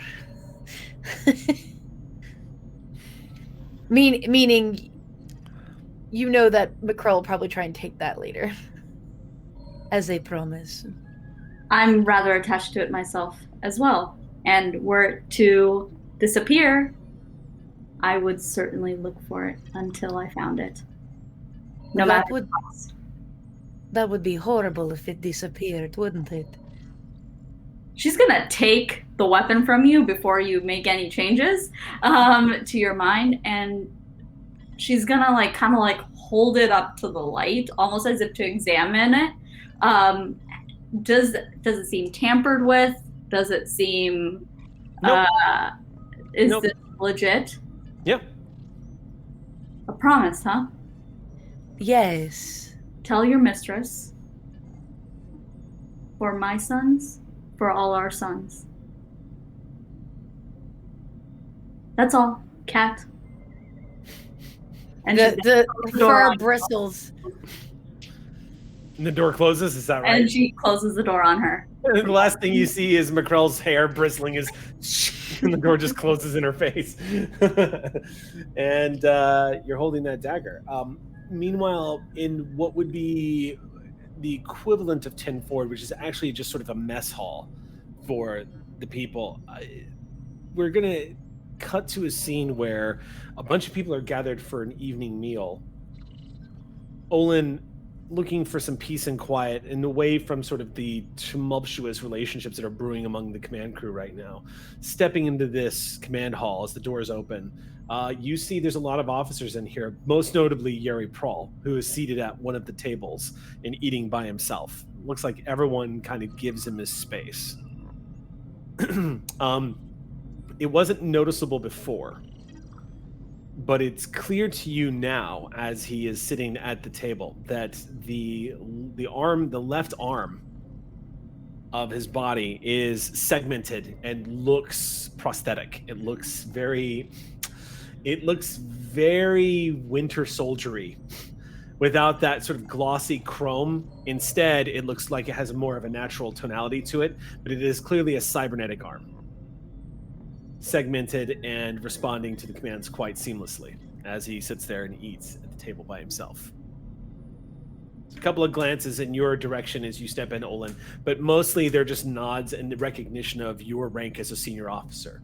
No one seems threatening. No one seems daring in any way. In fact, what you see is a mixture crew of both Terrans and non-Terrans, all sort of discussing, conversing with each other, engaging each other in a space together. It's kind of a jarring sight to see. One thing that they do that is unified, however, is they nod at you, like they look to you and nod, recognizing a senior officer walking in, someone who's going to lead them. The Ox crew acknowledges.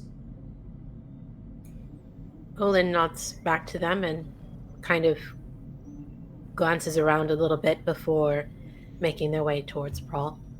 Okay.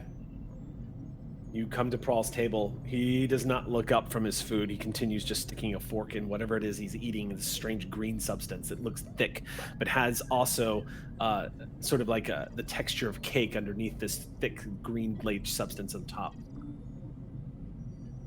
Olin sits down.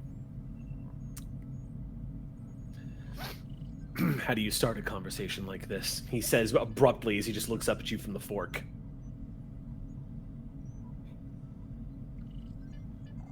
You tell me. I'm the one looking at a dead man. I don't owe you anything. I never said you did. Then I don't have to tell you anything.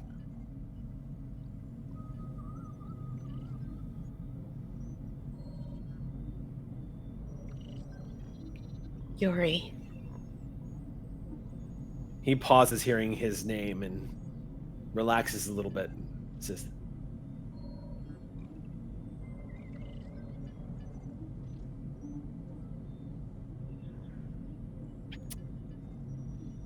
"Did you leave me to die?" No.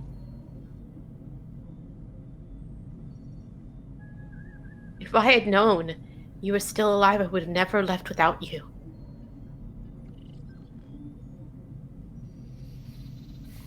I don't know if I believe that. What has he told you? Syvek? Captain's a horse's ass. I don't converse with him.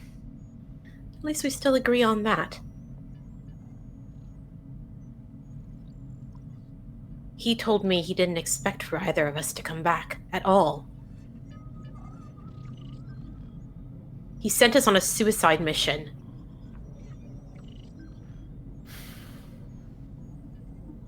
Now I think he's doing it again. He painted you like someone who threw me to the wolves. And you know what, Olin? He sets his fork down and leans across the table from you and says, Your hatred for the Terrans was enough to make me believe that maybe you would have sacrificed me just to watch a few more of them die. Is that true? You had the choice between me or killing a mortal enemy?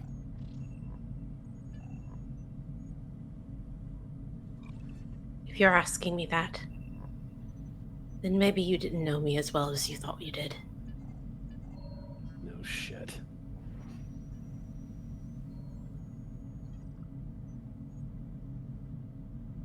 I can't believe you're here.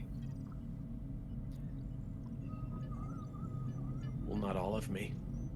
You hear the clanking sound as he brings the fist down on the table. The parts that matter. These matter. It's who I am now. I don't have a problem with that. My problem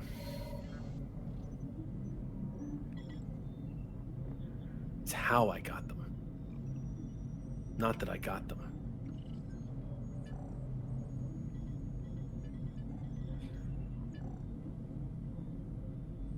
I don't know that I can trust you, and I certainly didn't think I was going to see you again.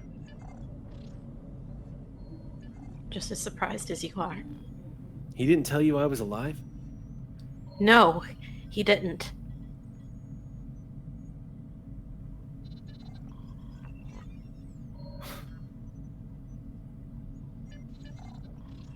I want to hate you so much. You're right.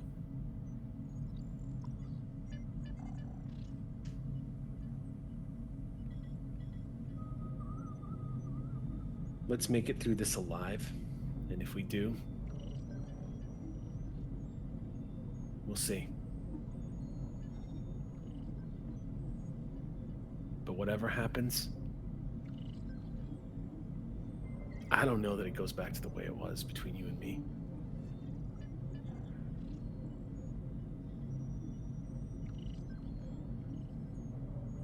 I can live with it, we'll see.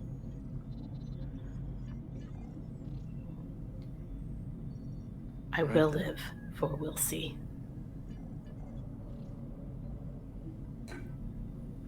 This, I do know.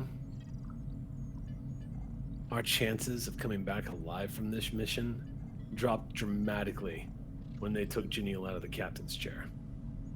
I don't know much about how Syvek likes to run a ship like this. But I'm going to tell you right now, Olin, a woman like Admiral April Abear is going to chew him up, and we're all going to get taken down with him.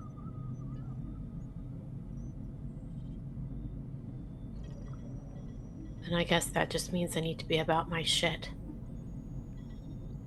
Or make your peace. That's what I do. You're always really good at that.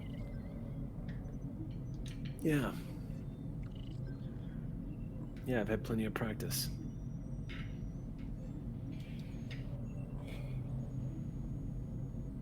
What am I feeling off him?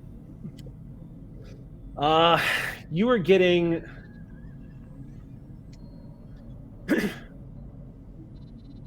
There's certainly a sense of indignation. It's hard to see who it's directed at.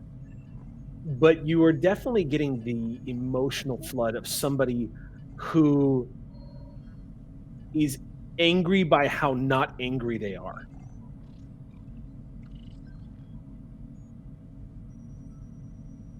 There is a willful wall that has been put up. And in many ways, that's so much worse because it's somebody who is making a decision as opposed to responding to how they feel. In many respects, there's more of a finality to it. You can kind of feel this coldness that he's put up around himself. You definitely don't feel bitterness though towards like his situation. It doesn't look like you sense a lot of sincerity. The prosthetic arm and the eye does not bother him at all. That's okay. Mm-hmm. But there is a sense that he was genuinely curious to find out if you were disappointed whether or not he was alive still. That's where he started this conversation from. And it was not accusatory at all. He was trying to read you to find out, are they disappointed that their plan didn't work? Was So kind of this. far from the truth. I think that that emotional wall, though, is enough to discourage Olin from attempting to make a telepathic connection with him in the moment, because he's obviously not ready for that yet. So once it seems like the conversation is kind of started to come to its natural conclusion, Olin stands up and just kind of they have their hands on their table, and like the fingers are kind of like twitching in that way of like, I really want to reach out and touch you, but I can't. Before they kind of push themselves away from the table, and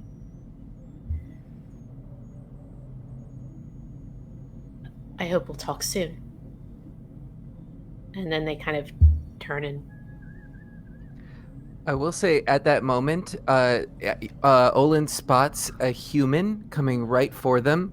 They are about the same height as Reiku was, and you can see the same build, everything, but fair-skinned with like red hair pulled up into like a samurai top knot type of thing. And he's in a Terran sort of uniform coming up and just says, we're getting into positions. Are you ready? I need to change, but I'm good to go. The computer can meet us wherever. Of course. And then we'll head out. Okay. Yep.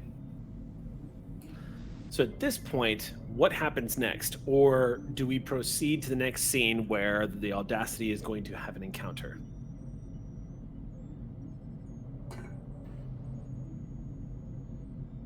I feel like, I mean, do you react to the message, Sol?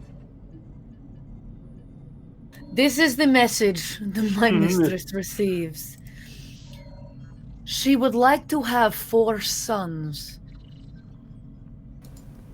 That's forward. Yes, I thought so too. I think it was code. I was trying to figure out what she meant by it.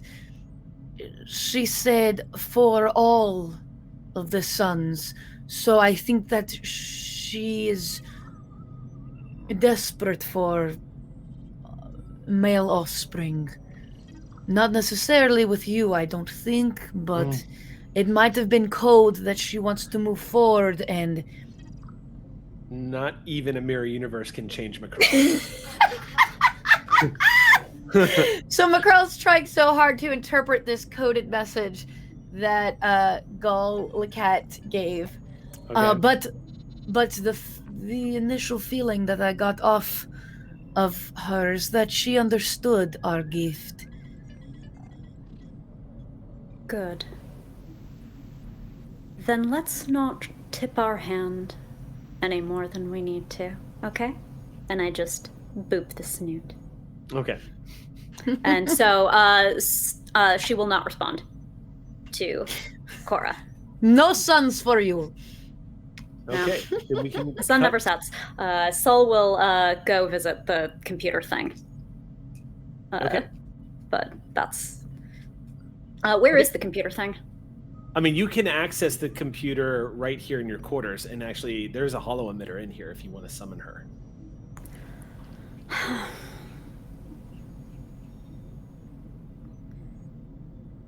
Go test the tactical systems, will you, Macro? Yes, mistress. You leave to go to the bridge. Stepping out. All right. Computer, give me the executioner thing.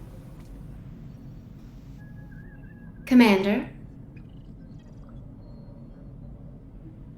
Walk around. Observe.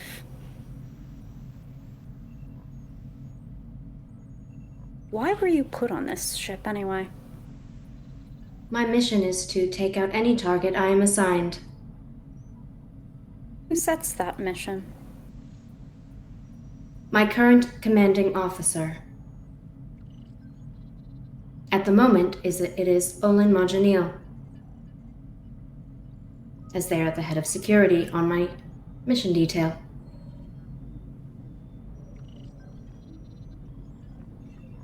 Excellent.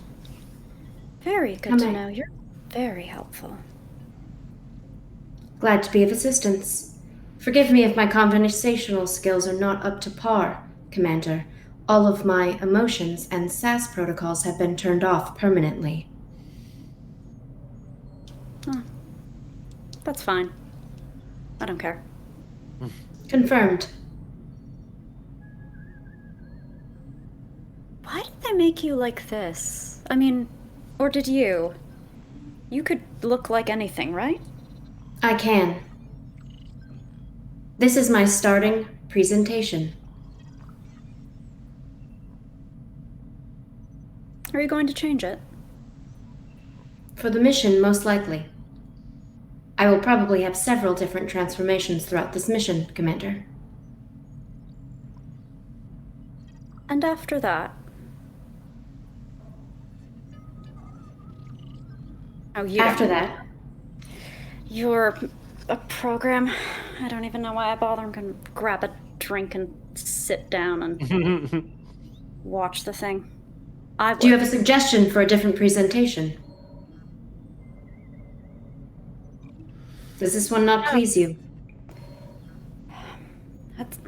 That's not the point. The point is you should be able to choose. Not I don't you, understand. but you know, one. One should be able to. Heavy If you'd drink. like, we can speak to an engineer and see if we can have that program installed.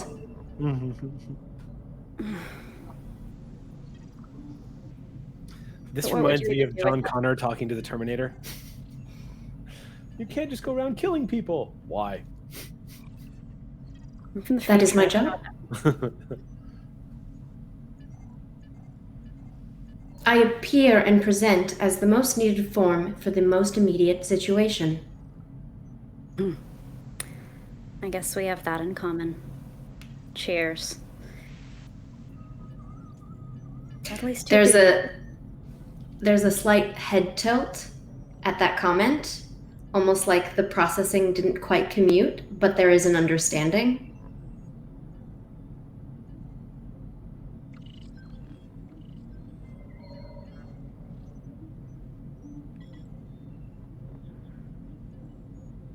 You understand chain of command, right? Confirmed. Good. That'll be all. Get out of here. Go kill that admiral. Confirmed, Twist Commander. knife, or whatever it is you do. Make it hurt. And despite the emotions being turned off, there is still a smile with the confirmation. And then a quick look over at the weapons that your pet has, with the smile continued. And then a blip, and they are gone.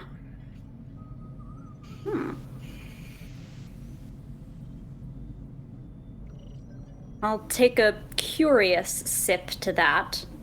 Then a larger one, drain the glass, go back up to the bridge. Okay. I am at the hangar awaiting my mission decals.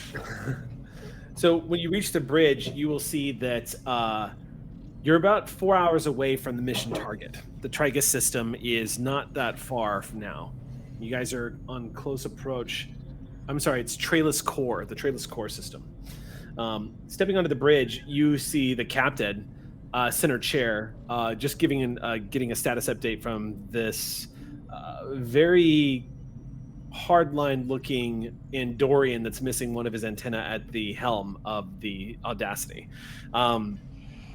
The Andorian has turned and looked at the direction of the captain and says, "Yes, sir, we'll be arriving in the precise coordinates of what I said just moments ago."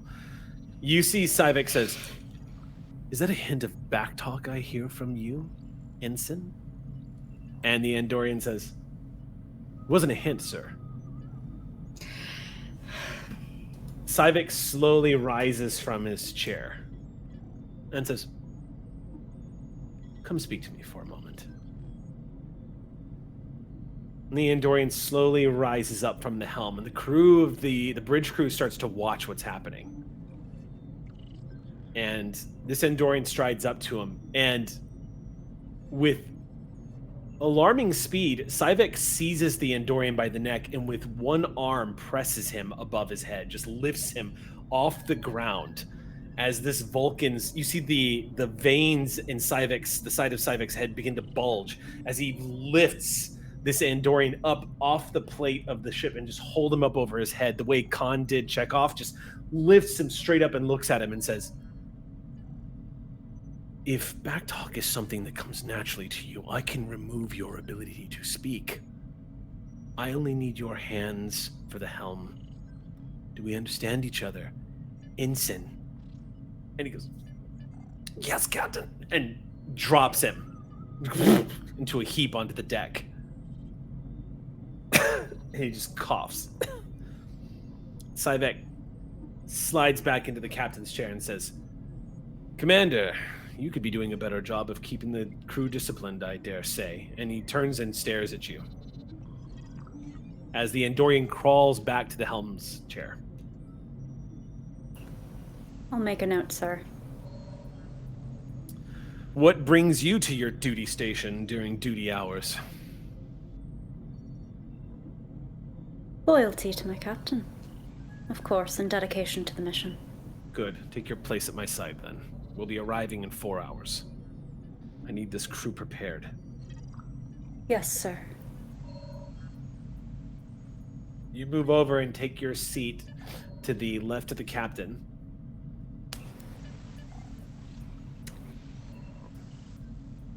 Is the cat at the station as well? Look, I would say, Cat, you were probably on the... whoever wants to be on the bridge can be on the bridge. Yeah, can I sit where Olin usually sits? There's actually not a third chair on the Audacity. There is not a third chair for another officer. So there's just a standing, and even the tactical display chair of itself. Like, there's a lot of open space up here, but it's not a comfortable, there's not enough seating spaces for like a third officer. And then in that case, I'm gonna say that I think that even in this universe, Cat feels a sense of comfort and camaraderie around Olin, so they're probably by the security station. That's where they've positioned themselves. Okay. Security station is a large standing console that's actually farther back from the tactical console, which is just behind the captain's chair. The security station is silhouetted by this huge tactical readout of the Audacity that's just behind that station. Currently standing at that station is one McCrell, who is just as lively as ever as she can be, standing in place with a hunger to do things. I want to shoot all the pew-pews. Great. Okay. So. Is she wearing the knife, incidentally? Oh, absolutely. It's out there. It's on display. This is a badge of pride. Like, this is a badge. This is a signal. Good, that's all I need. I smile at both of them, and I settle in to loyal duty to Captain Syvek. Okay. If there's nothing else, then the 4 hours are going to pass, and we will arrive at the destination. After about 4 hours in warp flight, the ISS Audacity comes out of warp at Trayless Core. Trayless Core is a binary star system of 2 blue suns. There are 6 celestial objects in system. A lot of them are just dead rocks. There's nothing particularly notable about the system. Lots of asteroids floating through here. There's 6 comets that are actually making their way across the system. This is an illuminated system. If you were looking through a telescope, you could see this particular solar system from an extraordinary distance. Aside from the 2 suns whose lumens completely overpower Earth's sun, these 6 comets also just cause quite the light show for astronomers who would be looking through their long-range sensors at this place. And it also causes some minor visual and sensor interference. And the moment the Audacity comes out of warp, the science officer reports this immediately. Says, Captain, I'm getting some sensor interference. Running a scan now. And a few moments pass. Says, I'm detecting high levels of radiation all across the system. Nothing dangerous, but it's scrambling a lot of our scans. And Syvek says, of course, this is why she picked this place. No doubt she's lying in wait for us right now. Though I bet she's surprised to see the Audacity. I wonder if that changes her math a little bit. Well, let's pretend like we don't know that she's here. And with that, he says, proceed. Half impulse power. As he says that, Prawl, who's standing at the tactical station, says, shall I raise shield, sir? No, not yet. Let's proceed like we are oblivious. Take us in. 1/2 impulse. Play 2 times, sir. She'll smell it. Raise the shields against the... Commander says, play 2 dumb, sir. She'll smell it. Raise the shields against the radiation. Looks innocent enough. Maybe. Why don't we find a spike of radiation, somewhere where it's blooming.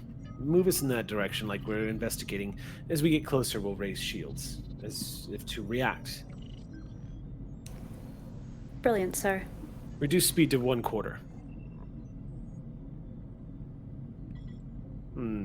The helm, you see the Andorian look back and say, aye, Captain, and reduces speed.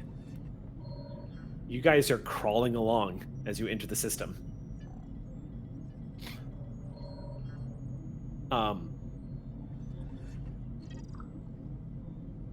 10-15 minutes pass. At this speed, Sol, it's going to take you 30 minutes to get to the radiation source.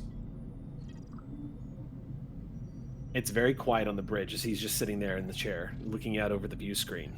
You can just hear the ambient chirping sounds of passive sensors running sweeping scans. You can also hear sort of the frantic tapping of the science officer at the console trying to compensate for the fact that sensors are not behaving properly. But it's dead quiet out there. You from the security console, you hear a rhythmic tapping of claws. Prawl just glances over to you, McCrella, and just kind of under his breath says, "Me too."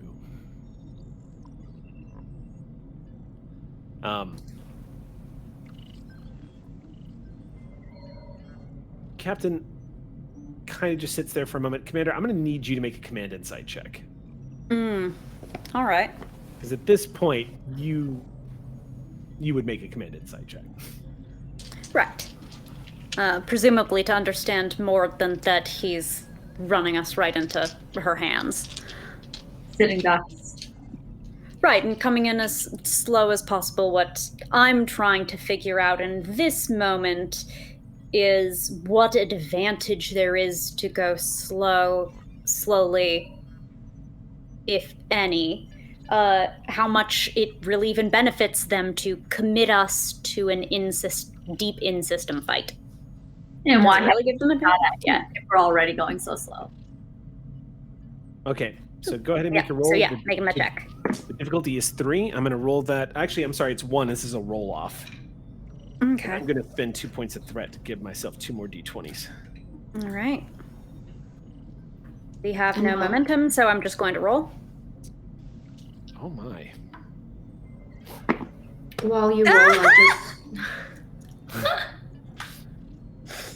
That's a 1 and a 4. I rolled 4 dice, and I rolled a 4, a 17, a 19, and a 20. Oh my. Why can't I roll this when I'm playing D&D? I don't know. Yeah, so here's the thing, Saul. You have context that nobody else on the bridge has. And you're analyzing what the game is here. So let me present you the facts. You're creeping towards a supposed enemy zone where someone might be supposedly lying in ambush. You're proceeding at 1/4 impulse power, and you're doing sweeping sensor scans. So you're going to be shining like a light bulb to anybody who's looking for a ship in the edge of the system. Your shields are down.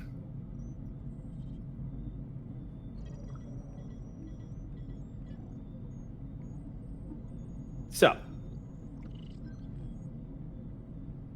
what would the tactic... Everything about this reads to you like he is opening the front door to your house and just walking away, knowing full well there's somebody out on the street that wants to come and rob you. Yeah, that sounds about right. How much momentum did I get from that? Because I don't know if he had a focus on that 4. I got 4 total successes. So yeah, you'll get 3 momentum. Okay, cool. I would love to spend 1 then. Okay. Because he doesn't do this suicidally, or he doesn't knowingly do it suicidally. If they were intending to come in shooting, then they blow us up. He knows that. There's some other plan for the handoff. What can I see that might hint toward what that is? Spend your point of momentum. Yep. And bringing this back down to 2. Your brain starts crunching the numbers here tactically, what is going on, and it starts to occur to you. The ISS Ross is a very large ship, and even if she was only able to convert half the crew, she still outnumbers you guys 10-1 on crew number alone. The Akira class is a big vessel. But, by the way, it is also worth noting that the Ross in Mirror Universe is not a Ross-class vessel. It is a Galaxy-class starship made with the technology from the other universe, the Prime Universe. With your shields down, she does not need to open fire on you. She needs to do exactly what you are all planning to do to her. All she needs to do is beam hundreds of people aboard your vessel. Right now, y'all are just completely exposed. She could be around the next asteroid or following in the trail of the next comet. You could be seconds away from a full-blown invasion of this ship. He's acting like he is just creeping along, but what he is doing is he's given her the keys to the car, and he's saying, come get your new Akira-class starship, Admiral. All right, and I do still have Studious, so I get 1 more question off of that. Okay, go ahead and ask your next question. Looking around this room, if I made my move now, how many of them would stop me?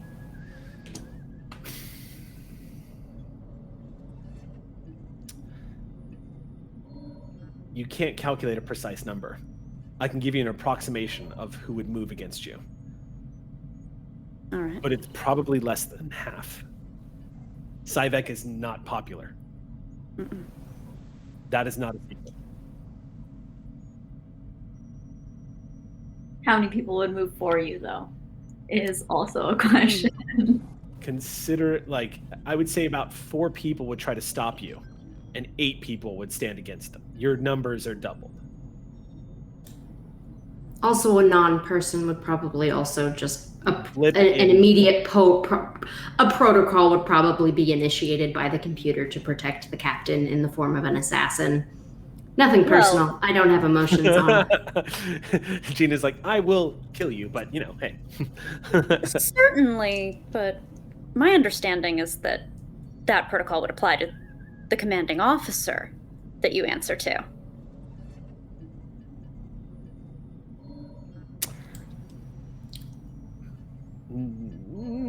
That's a stretch. I'll give you this. On the mission, Olin, as the chief of security, has a top authority, but on the bridge, I would still probably say protocol captain. I'm not sure. I think so.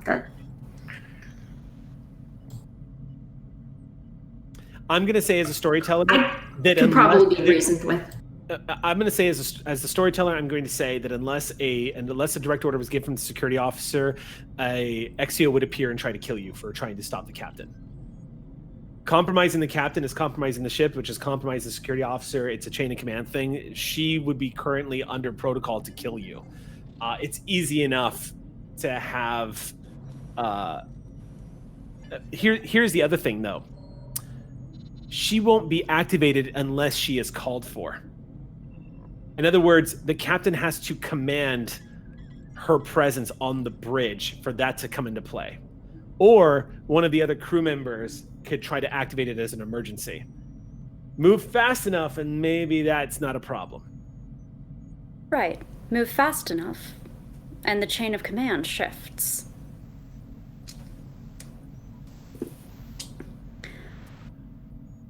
All right. Then I'm going to spend 2 minutes marinating the room. I am going to use my pheromones, and everybody's going to be very itchy for a fight, and very jazzed, and very wired. And once those... Yeah, okay. You're going to get everyone geared up for aggression, basically. And once those 2 minutes have expired, I'm going to think to myself. Captain first. Now. I hear that. Yes. Yes. So the minute I feel the intensity of the room change, I know exactly it's my mistress sending me a message. And I give her a slight headache, but I understand. And the minute she says now, how far is the captain's chair from the security console? I'd say it's a good 15 feet. I'm going to casually, as if I'm doing something on a console, move slightly closer, as close as I can without looking suspicious. Okay. Maybe give Cat a eye, like a little corner of my eye, and be like, 4 sons. You want a lot of offspring. And then the minute I'm getting close enough, I'm just going to leap to get directly behind the captain and slice his throat. Okay. Vaulting over the top of the chair to land down in front of this captain. You stare eye to eye. Because this is sort of a surprise round, you are going to get to make the attack. Yes. So, but keep in mind, in Star Trek Adventures, attacking does not happen one at a time. When you make a melee attack, you make a melee attack against somebody who has the chance to make a melee attack back. So as you bound down in front of him, Syvek leaps to his feet, which actually gives you a more clear shot of his throat. Go ahead and make your daring. Yes, this is going to be daring security. And yes, it is. The difficulty is 1 versus his daring security. Okay, and you know what? I would like to burn a value. Okay. My value is whatever mistress says. Okay. All right. And I'm going to take momentum for All right, an extra die. 1. Yep. I'm going to spend a threat. I'm assuming I can use my focus in fighting and whatnot.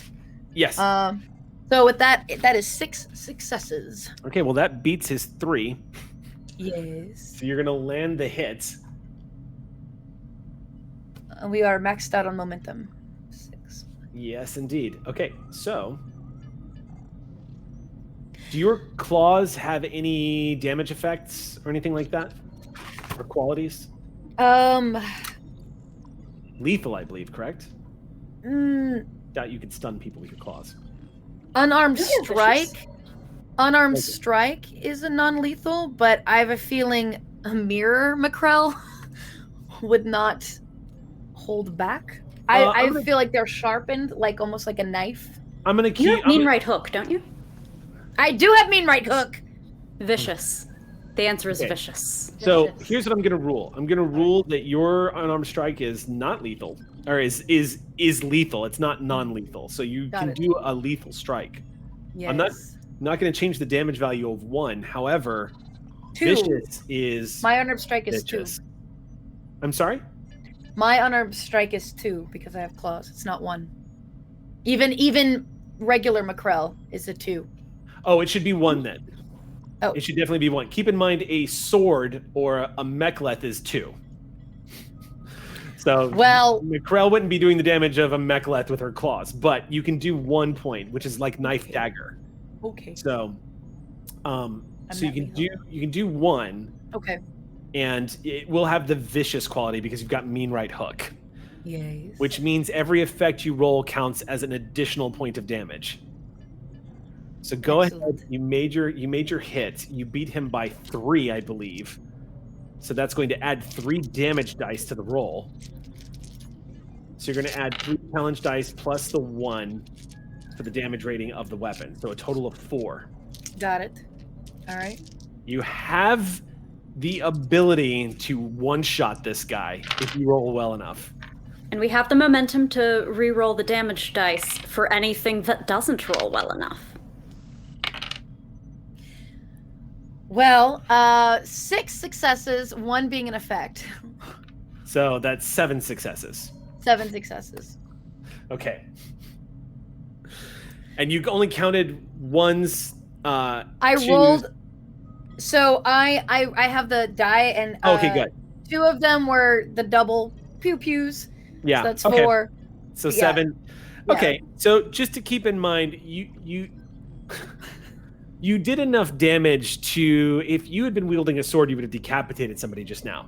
Whoops. But as you vault over the top, there is a brief moment of gasp from some of the crew that see this very graceful acrobatic display.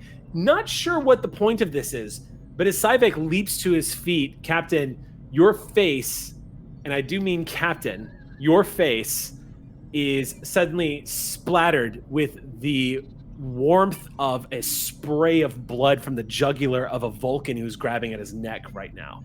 It's a pretty It decorates blue. the side of your face. It decorates the side of your chair. And Syvek's eyes are wide as he's going up to defend himself from a strike that's already happened.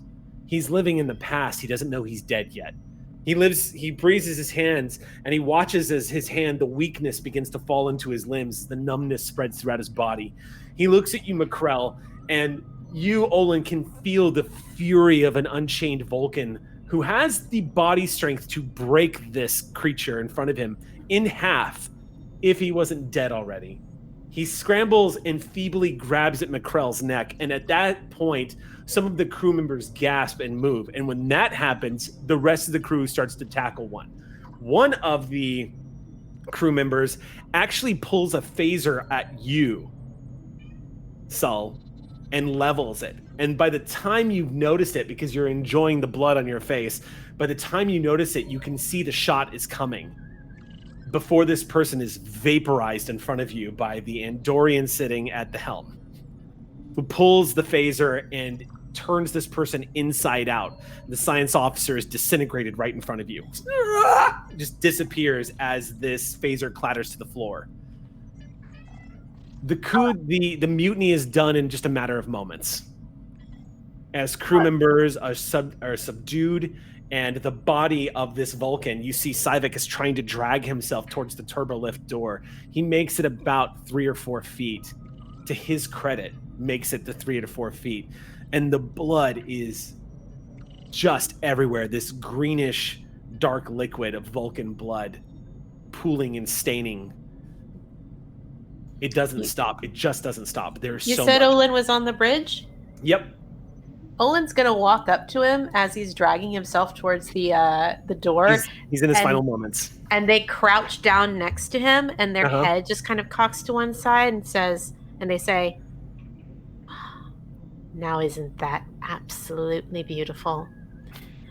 And then they'll stand back up and they're just going to stomp on his head. Which is enough to finish him. The last thing he sees before he leaves this life is the boot of Olin Majanil coming down onto his into his eye line, and then darkness takes him. And at that moment, sensors begin to chirp an alert of an approaching vessel. Lacat would like to move to put shields up.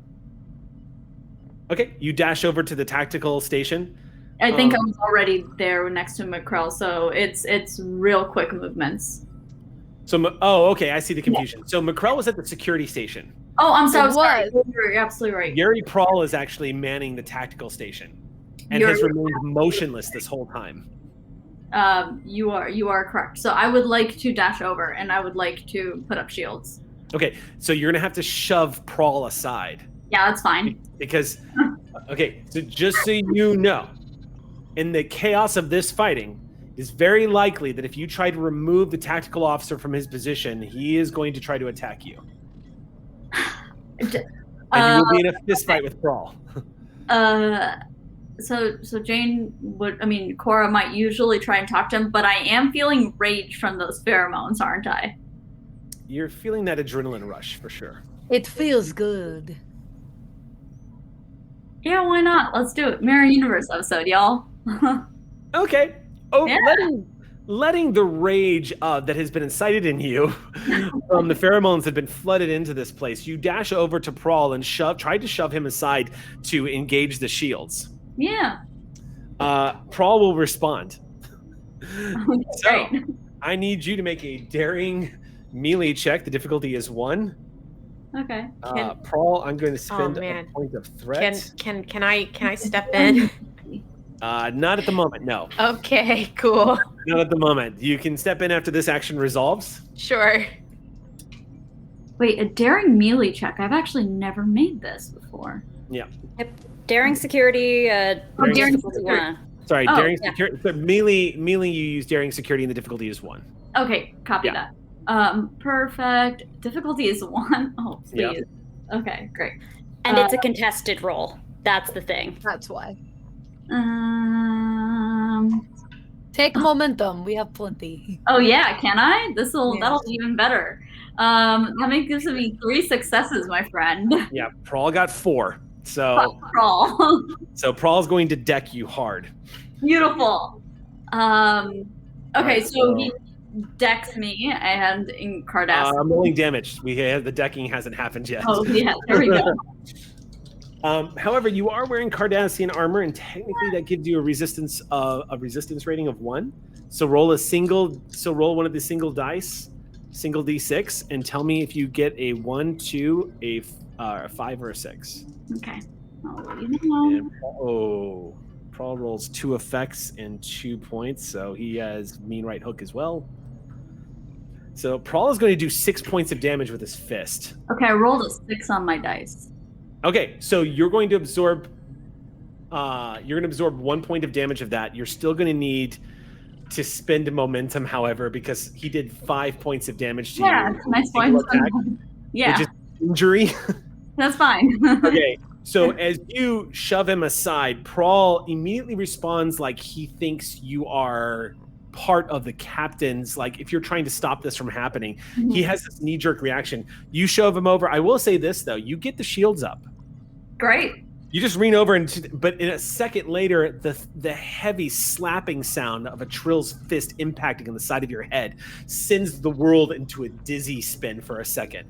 Prawl clocked you in a way that would make a UFC fighter envious. Like, he just lands the hit hard.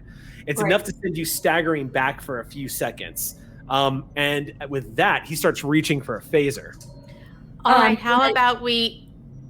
I turn him and I go, I growl, like, shields are up. And that's it. I just, like, lock him eyes. And I want to convey that's, like, all I wanted to do. Okay, he doesn't... Well, hold on. I'm gonna I'm gonna set a difficulty for him because there's so many pheromones in the air right now. He may not respond to reason, so I'm gonna roll. fine. Meanwhile, Olin, the only person who's got any ability to withstand them, is just sort of like. Tell you what, Olin, roll a d20. I'll let you do an assist on this as he's trying to Yes. maintain a semblance of control. I think I'm like, this is "Jules." where Olin does reach out and like maybe places a hand. But Jane, don't forget to subtract that stress from your character sheet. You took Yes. 5 damage. Beautiful. This is a presence command roll. Presence command roll, yes. Cool. You already rolled? Yep. Tell me what you get. Jeez Louise, really? No. Unless you rolled if you didn't roll a complication, you're fine because Paul didn't, rolled really well. But Okay, I didn't roll a success. Okay, so you're just kind of trying to talk. Paul does not pull it's enough to realize that everyone is acting overtly aggressively just now.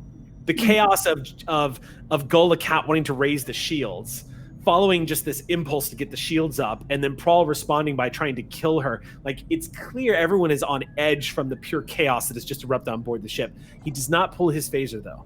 You say, Right. The shields are up, that's all I wanted. And Prawl looks at you like you're just like a stranger for a moment and says, you're not authorized to use my station, don't do that again. Move faster next time. Both of you, silence. Focus on the enemy right over there. You, get a target lock. You, Lacat, sit here. Point to my right.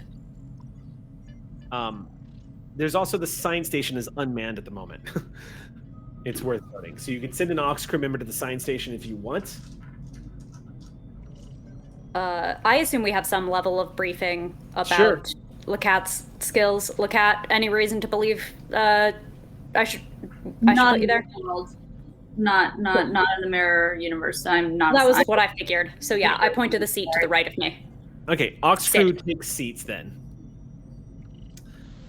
At that point, coming up on the view screen at long-range sensors, you see emerging from behind one of these asteroids is the ISS Ross.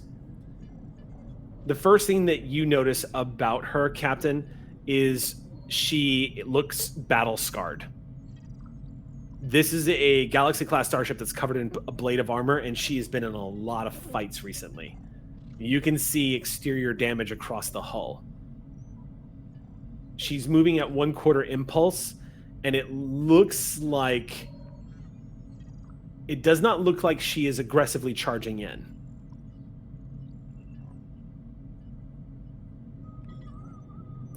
She have shield up? Yes, she is at red alert. Weapons are armed and ready. She's at long range? She's at extreme range right now. Okay. She's halfway into the system. Good. Then we'll have the sun at our back. Both of them. Close to Okay. long range and prepare to fire torpedoes. Shall I go Alright. down, sir? We're gonna bust Ma'am? a hole open for him. You know what? I like the sound of sir. We're going to bust a hole open for them and let you and that doctor and the program thing right in. We'll head down to the transporter room. Okay. Oh, and Olin, Yes, nice stomp. he had it coming. Right before you leave the bridge, Olin, Prawl just gives you a nod. Just like a slow acknowledgement. There's still green liquid on the boot, on the bottom of your boot right now as you trail it into the turbo lift. But Prawl just gives you a slow nod of approval as you walk in to the turbo lift. And as the turbo lift doors are closing, that's when Olin sends the message. Okay. I'm coming back. Like, telepathically. Okay. So while the Ross is changing the zones of distance and moving into long range, down in the corridors of the Ross, as y'all are entering into the shuttle bays where some of the transporter pads are located for quick transports, as well as some of the shuttles themselves, you can see already activated is a holographic assassin protocol program. The executioner officer is just calmly, like, I say calmly, but it is creepily standing there expressionless, emotionless, unblinking. You get an acknowledgement of a head tilt. I wonder if we can't reinstall some of your programs before we go over there. You're a dead giveaway. How would you like me to alter? Computer, please restore emotion protocols. Immediately, her demeanor shifts to one hip. Okay. Anything else?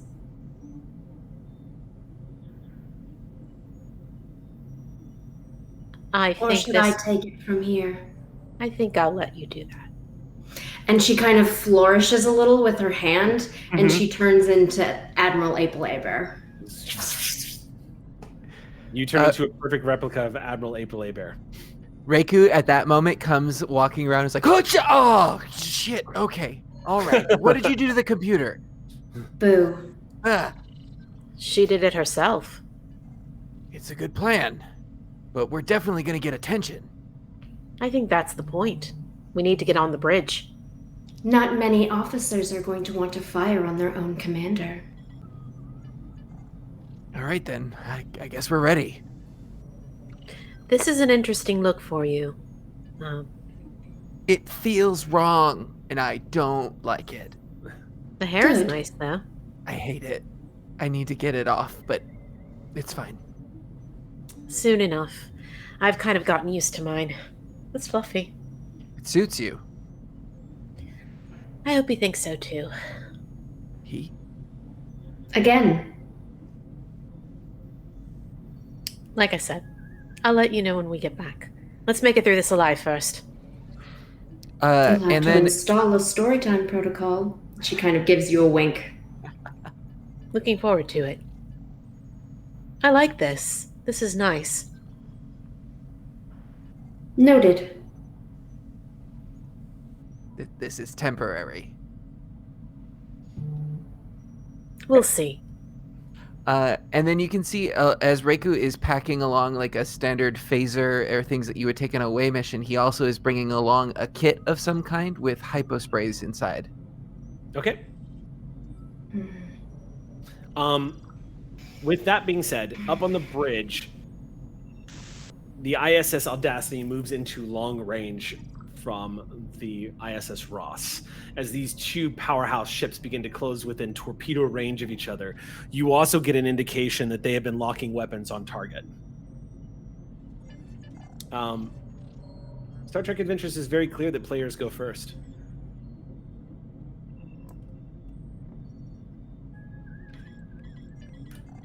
Crawl. Aim. Fire. Shields.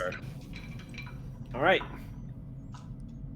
So that's going to be... All right, so we are firing torpedoes, is that correct? Yes, we're firing quantum torpedoes to the face. The aim is an implicit minor action. I suppose technically what I'm doing right now is a direct task to Prawl. Okay, so the first action, that will open up Prawl's ability to fire again at increased difficulty, I believe, but you will be able to take action. Only if he did it as a swift task, and he only gets to attack 2 times per round for any reason. So, okay. So he doesn't the plan need is to quick to action him, since I know he has that talent, so that he can fire off 2 shots, 1 from my direct task, 1 from his own firing. Okay. So, yeah. Aiming, firing, quantum torpedoes. Okay. Let's do it. Do I need to roll anything? I don't know if for I the get an Audacity? assist. Weapons security, I believe it is. Okay. Starship Combat. Here we go. It's been a while, y'all. All right. So you are opening fire. So that's weapons security. That's correct. So I'm going to roll for Prawl. Do you want Prawl to spend any momentum? Yes. Yes. Because the difficulty of this is going to go up by 1 since you are targeting a specific system. It is not. We have fast targeting systems. Oh, that's right. You have fast targeting. That's right. You sure do. We do. We're very fancy, and it is one of the only 2 reasons why I allowed this tragic weapon system to go forward. Tragic weapons. Oh, yeah, that's right. I forgot you hate torpedoes. How can you forget? I never let anyone forget, ever. All right, so I'm going to go ahead and roll. I'm sorry, did you say you wanted to let Prawl spend a momentum to gain that extra Oh, yes. extra juice? Okay, cool. That puts us at I'm going to 3. buy a d20 for Prawl then, and he is going to open fire. Let's do this. This is going to be a weapon security. Difficulty is going to be 2, but it's optimal because y'all are in long range. So, okay, so yeah, difficulty is 2. Would have been 3, but fast targeting. Here we go. Prawl land. I rolled a 19, and a 19. So McCrell takes over. Thankfully,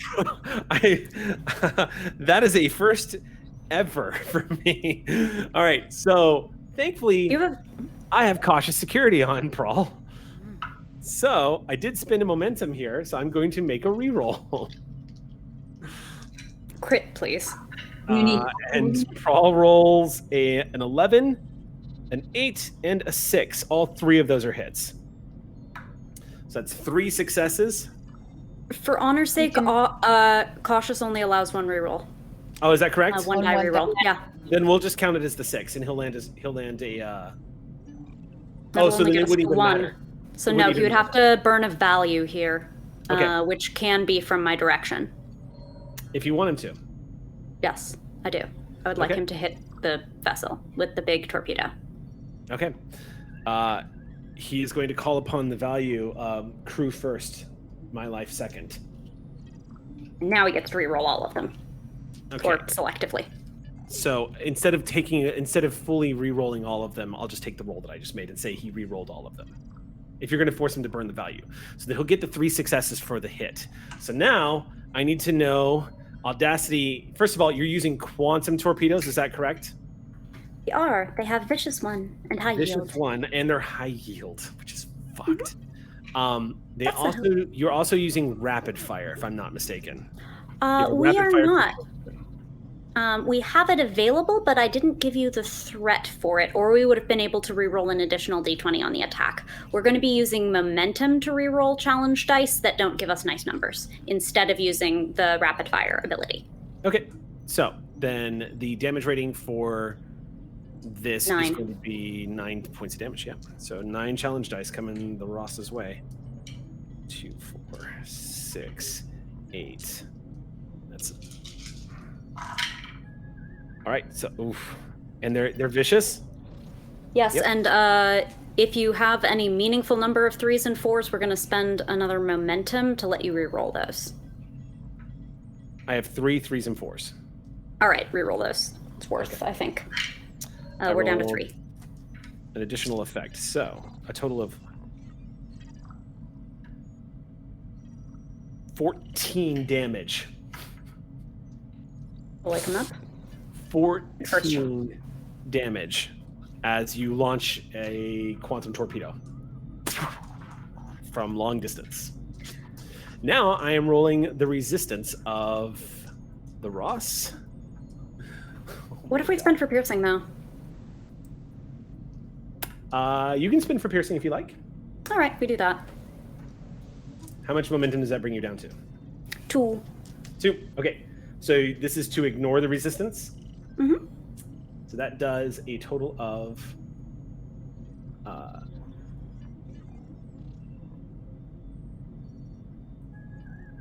okay. I love my Captain Mysteries. Clink. All right. You collapse their shields. The sheer firepower of that single quantum torpedo warhead impacting on the front of the shields of the Ross immediately causes the Ross's shields to collapse and buckle underneath the impact. Watching this on the sensor display, as soon as the shields are down, we're transporting over. This was our. Except it's their action now. Oh, whoops! Except. But that's what I'm saying. Since this is the first round of any combat, me and my allies, because I am quick to action, we don't have to spend any money or any stuff to retain the initiative. And I would like to go do a murder. You could transport on board their ship as a minor action. Mm-hmm. And then you could take an attack action against anybody who's on the bridge, if that's where you're planning on going. I think so, yeah. Is that accurate? Yep. Yeah, okay. You hop up onto the transporter pad. The moment you receive the heads up that the shields have collapsed, and you activate and begin to beam on board. Who all's going with you? Is it just you? No. It's the three of us. 3 of us. Okay. Exio, as you appear on board the Ross, the moment you materialize on board the bridge of this starship, everything about what you were expecting to find over there is wrong. As you appear on board the bridge, you are instead greeted by darkness and flickering lights from auxiliary power keeping everything on. And there are bodies all over the floor. And quick tactics update. What am I looking at? You immediately start looking around, kind of shocked at what you're seeing, as much as you can be as a computer program. What you see... My motion program is turned back on. I give a very faint and then go back. Glancing around, you see a bunch of dead Terrans all over the floor.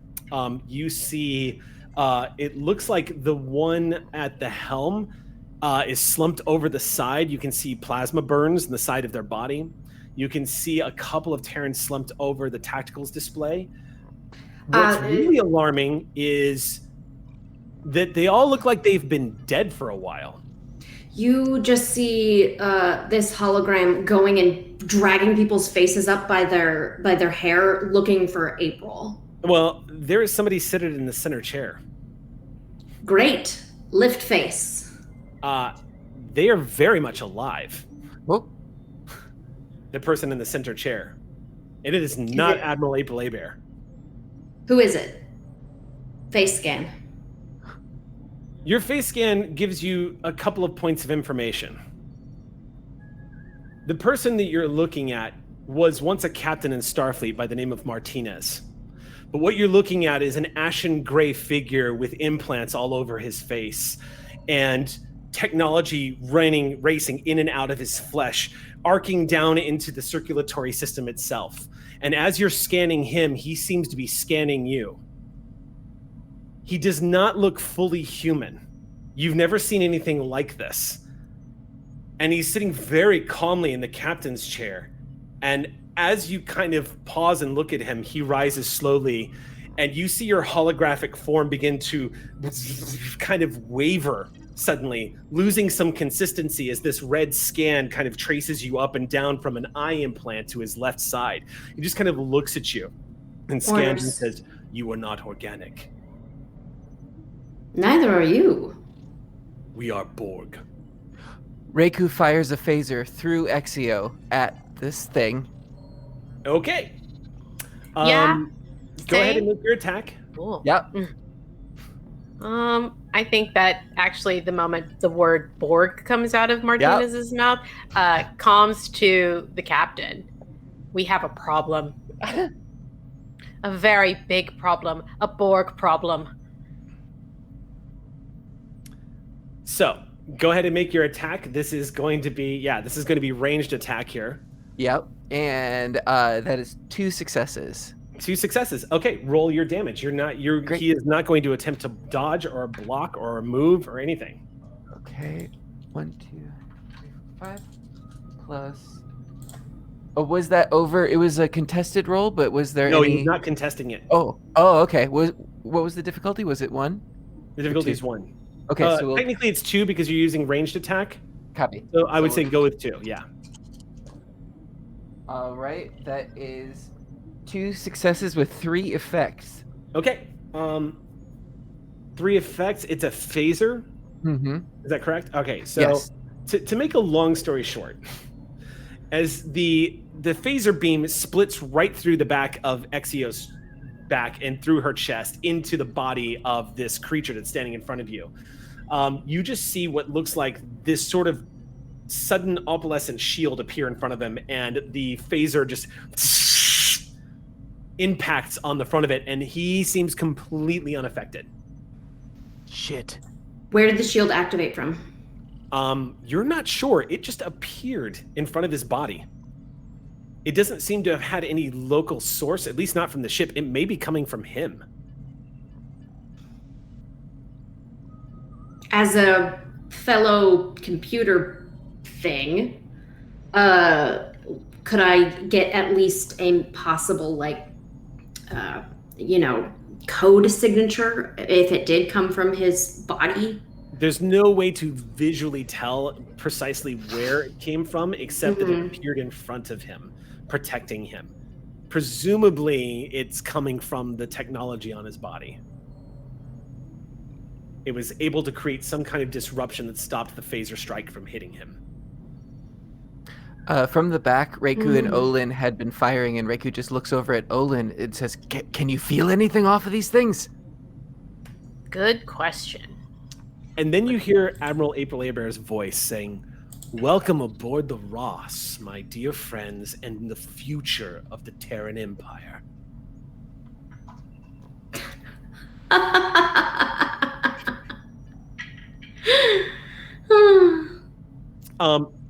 That point, you would notice that this Borg that's standing in the captain's chair looks like he's plugged into the captain's chair itself. You see these two tubes that have attached itself to the data readouts, and as he's staring at you, back on the Ross. Oh, can I take a turn? Yeah, go ahead and take your action. Okay, just while we have it. What's that? Oh, I was just saying while we have it. Yeah. Go ahead and take it. Technically, Xander used an action here, but I'm just going to let it slide since it didn't come to anything. Go ahead and take your action. Oh, do I not get an action? Well, because it was a move, which was beaming over, because you all kept initiative, and then you get to take an action. But Xander decided to attack, so that would have been your action for the round. But since but because it amounted to nothing, I'm going to go ahead and let you go ahead and proceed as normal, Exio. Okay, sure, thank you. Since the target spoke, this is now just an obstacle. Okay. And we've already established that there is a physical shield. And since there are wires, I understand you just unplug computers. So she's standing there, and both of her arms just so fast they turn into sharp hard light spikes at both ends, and she drops to her knees and starts destroying the chair of where he's plugged in, so as not to attack the body but the thing keeping him awake. He is going to attempt to stop you. Okay. So I would call this just a straight up melee attack against him. If you can beat him at this, you'll hit the chair. So go ahead and make your daring security check. Okay. And let me pull out, it's been a while since I've had to use Borg stats. I also have mean right hook. We play with mean right hook around here. Yeah. They got the pencils. Yeah. They got the pencils. Oh, they went and got the pencils. All right, one sec. Here we go. Mean right paw. We have There we go. die. I would like to buy, or I would like to have one. Okay. I have so much threat I have not used. It's time to start using it. All right, Exio, go ahead and make your attack. This is daring. Okay, so 8. Okay, cool. All right. I'm gonna spend a threat, give myself an extra die.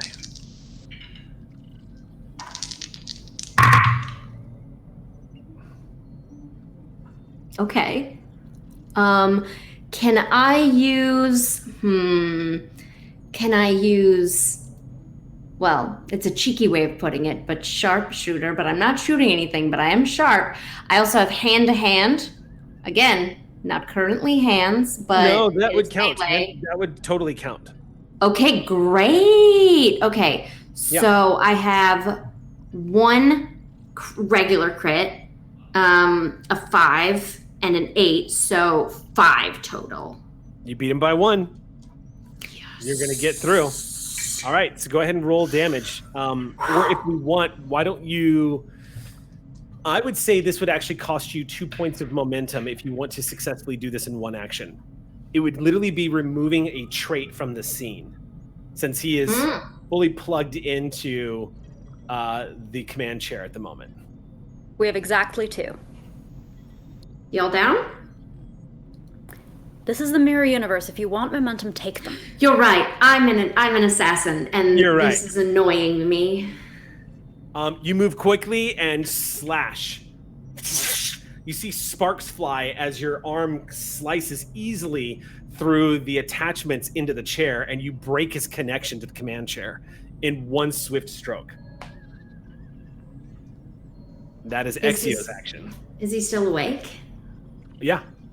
Oh yeah, but he's no longer plugged into the command chair. Yeah, and with just a slight smile, she just goes, untethered from mommy. On that note... Now back to them. Yes, on their action, first of all, what you notice back aboard the Audacity is the Ross seems to be inert for a moment. Like, this round, instead of going, it's going to be the drone on the bridge of the Ross going instead. So for this round of action, not going to do anything. And instead, I'm going to spend 2 points of threat. And when the Borg scans you, it detected your mobile emitter. And I'm going to make a melee attack against Exio. So defend yourself, Exio. This is going to be daring plus security. And I'm going to spend 2 momentum to add more dice. You mean threat? Sorry, threat, yes. Lots and lots of threat. Okay, so daring security.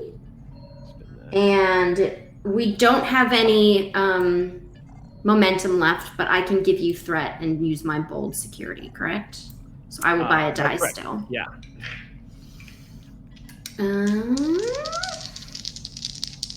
Okay, tell me what you get. Okay, I got 3 successes. He's going to beat you. All right, but here's the thing. I'm not going to be... I'm not spending any threat here to damage the mobile emitter. Instead, he's just going to do straight up stress damage to you. To reflect the damage to your physical form, so that you can respond. He's basically not going to Superman like stab you with kryptonite kind of thing. He's basically just going to try to hit you here. Let's see. Okay. Okay. So Exio, the thing you're definitely getting from this creature is that you're talking to essentially a technological zombie, and you can see that sort of emptiness in the back of the eyes of this once member of the Terran Empire. Rolled in. I don't even need to spend momentum for this damage roll. Woofda. 5, 6, 7, 8, 9 points of damage. I'm not afraid to die. There's no such thing for me. Good, because we have no momentum to avoid injury. The tactical drone lowers, and as you spit, you basically split him completely from the chair, even taking a few of the fingertips right off of his right hand. And he looks up at it and reaches down, and it looks like he's going for a weapon, but what it really was a wind-up like a baseball bat. And he sends this arm that is essentially this big like cylinder of tech with these bizarre appendages at the very end of it, slamming into the side of your body, Exio. It impacts just to the side of the emitter. And for the first time, you see this hologram go airborne as Exio basically does the Star Trek flyby of a crew member that's been slammed. However, Exio, being a hologram, you do not have to suffer from injury requirements until you hit 0 stress, because you are an artificial life form. So you are not having to spend stress to avoid injury because you took more than 5 points of damage on this. The impact, however, Exio tells you that pound for pound, this Borg drone has strength that is easily comparable to your own and is dangerous. Very dangerous. I'm spinning 2 threat to keep the initiative. I have a quick question. Yeah. How far away are we from the Ross? Currently, you're long range. Damn it. Okay. Keeping the initiative, the Borg advances on Reiku. And at increased difficulty, he's going to take a swift action and attack. He's gonna try. So go ahead and make your defense roll. I'm going to only spend 1 point of threat on this one to add some die. Okay, what are the Die action. So Witness. it's daring plus melee, and the difficulty is 1. daring security? Okay, Daring security. I always get that mixed up. that's all good. 0 4 successes. successes. 0. Reiku. He approaches you, and instead of going for a swing, you see those tubes. He immediately, the tubes that have been severed, they immediately lance out from his wrist and stab right into your neck. You are immediately downed. Whoa. In 1 attack. Oh. You are currently unconscious. Okay. Next round, you are essentially your body is currently being you're currently being flooded with nanites. At the moment. Love it. You just love to see it. You feel this icy cold sensation spreading through your neck. Why does this always happen to me? I don't know. Stop doing this. It becomes difficult to breathe. You feel your throat starting to constrict as your immune system is reacting. This icy cold sensation begins to spread throughout your body. So as this is happening, though, if there's like any small amount of will that is still left, Sure, Reiku is going to open up this kit, and what were like hypo sprays, there's also a grenade in there, isn't there? So Reiku is going to flip open this detonator, look this thing in the eye, and say, "Terrans didn't start the fire. I did," and hit the button. Okay. I love that the solution to the problem is not only reminiscent of Jaws 3, but is also very similar to what Hector tried to do to the Borg Queen. A grenade! But I didn't seduce anyone yet. That's true. You didn't try to get all up in his face. Nothing about this episode rhymes, says the commander who mutinies and take the center chair on the audacity. Yeah. All right. What is the damage on that grenade? It is 5. Okay, roll Dice. 5 damage dice. Yeah, 1, 2, 3, 4, 5. Roland boy, would like 1, to 2. take cover. That is 5 successes and 2 effects. Okay. Borg has tactical resistance. Let's roll. I rolled. Okay. All right. So here's what happens. First of all, Reiku, you are absolutely killed. Yes. Outright. There is, as you detonate this grenade, the upper part of your body vanishes in a hailstorm of fire. The Borg tactical drone that was once Martinez goes hurtling back over the top of the tactical station on fire. Yes. And slams back into the back wall. If you were capable of being concussed, Exio, you would be. However, instead, you, thankfully, having been batted free of the explosion zone, were mostly protected by the science station that you were now laying on the other side of when that grenade goes off. The command chair, everything that was over there in that front part of the bridge is exploded. It is just on fire. There is torn leather seats everywhere and pieces of who knows what raining down from the top ceiling of the bridge itself. And emergency alarms begin to go off, but no environmental systems activate. You don't know if the Borg is still alive. It is on fire and it is laying on the ground on the other side. That's your round. Meanwhile, on board the Ross. You mean the audacity? No, actually, this would be the Ross's turn. This would be the Ross's turn because that was Xander's action. The Ross, you start detecting a spike of power in the secondary warp core of the USS Ross, or the ISS Ross, immediately. And it's actually Lacat who sees it coming through the tactical readouts next to Prawl.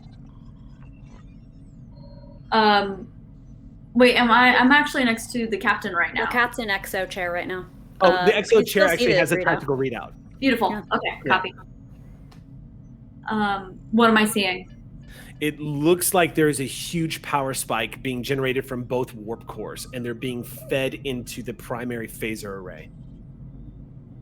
We're about to figure out what that secret weapon is. Or do we need to beam them out of there? We need to beam them out of there as soon as possible, and ideally introduce a couple torpedoes to those cores. You're in the captain's chair. Was I unclear? Let's do it. All right. Setting this plan into motion, I'm just curious real quick. Olin, you're on the bridge too, aren't you? So you've watched all of this happen in the time span of a Ross few Bridge. moments. I'm over on the Ross. That's what I'm saying. You've watched Yeah, all yeah, of this happen in the time I span took of a cover few as moments. as soon as that grenade came out. Like Olin was like, So, Olin, two things. Not only are you staring wide-eyed at the just mutilated corpse of a burning Reiku at the center of the bridge, but you also see Exio just stand up. Like, Frankenstein's monster just stands right up, like everything is fine. You see her holographic form flicker a little bit. Clearly some damage has been done, but fully operational, expressionless face. You also watch as the Borg drone twitch and begin to rise up. not dead. He's not dead. Not dead, no. Well, Working on it. While she works on it, Olin would like to try and get a handle on whatever. Do we notice the power surge happening? You don't, so you'd have to get to a tactical readout, but Olin, you definitely hear this. Yeah, I want to get to a readout of any kind as soon as I can. Tactical, whatever. Easy move action to get to a tactical station and look at what it's saying. Okay, Yep. The first thing that you read, first of all, is all decks are reporting life support systems have been deactivated. Well, shit. You also detect that there is a single human life sign in main engineering Cool. where there is no life support. Great. You are detecting a huge energy of antimatter surging through the EPS conduits, going into the main phaser array. Oh man. Okay. What would you like to do? Yeah, Olin is going to look to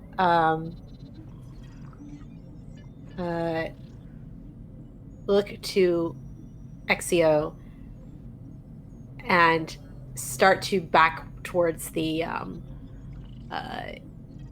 turbolift, I guess. Does the turbolift seem like it's operational, functional? Yes. It looks operational, looks functional. Okay. And they say as they're exiting, or actually, wait. I think she's in main engineering, and there's no life support down there. If I go down there, I'm going to get very killed. She's still making her way towards the Borg creature, and with a very cold voice, she replies back, "If you stay here, you will probably get killed as well." Orders. The mission is April Aber. Understood. Good luck. And she bolts out the room. Just sudden burst of speed from 0 to 60 as just Exio just turns and is right through the doors of the turbolift and gone. Am I able to instead try to lock myself into the ready room? Yes. Or like Yeah. You can make a dash for the ready room. This is the Jason Voorhees moment where the Borg is slowly sitting up and is supposed to be dead but is not. I will say though that Reiku's grenade had an effect. It looks fucked up. This Borg that was once Martinez is missing most of its flesh right now. You can clearly see into the chest cavity, the musculature, most of its face has been blown away. It is still operating, however, as it sits up like a flaming zombie Borg. Yep. I'm going to try and get haul ass into the ready room then and like lock myself in there basically. You as you run into the ready room, the doors close, you locking the doors. The first thing you notice as you're in here, Olin, is a message.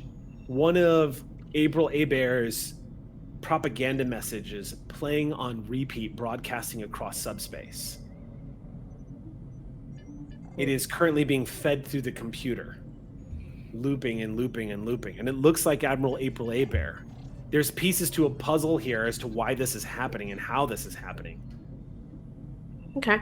I'll sit at the computer and start getting to work then. Okay. Back on board the Audacity. What are y'all doing? You're prepping to beam torpedoes on board that vessel? It's the people get beamed out. The torpedoes get sent through the tubes the normal way. Okay, cool. We're going to target the engines. Okay. I want to take those warp cores out. So you're going to fire quantum at the engines? Yes. After we get them out. Actually, you will not be able to fire quantum torpedoes until the next full round of combat starts because of the calibration effect. But you could use... Fair enough. I'll use the photon then. Photon has high yield. You can do just as much. Yeah, well, no, they're not vicious. No, you know what? You were right.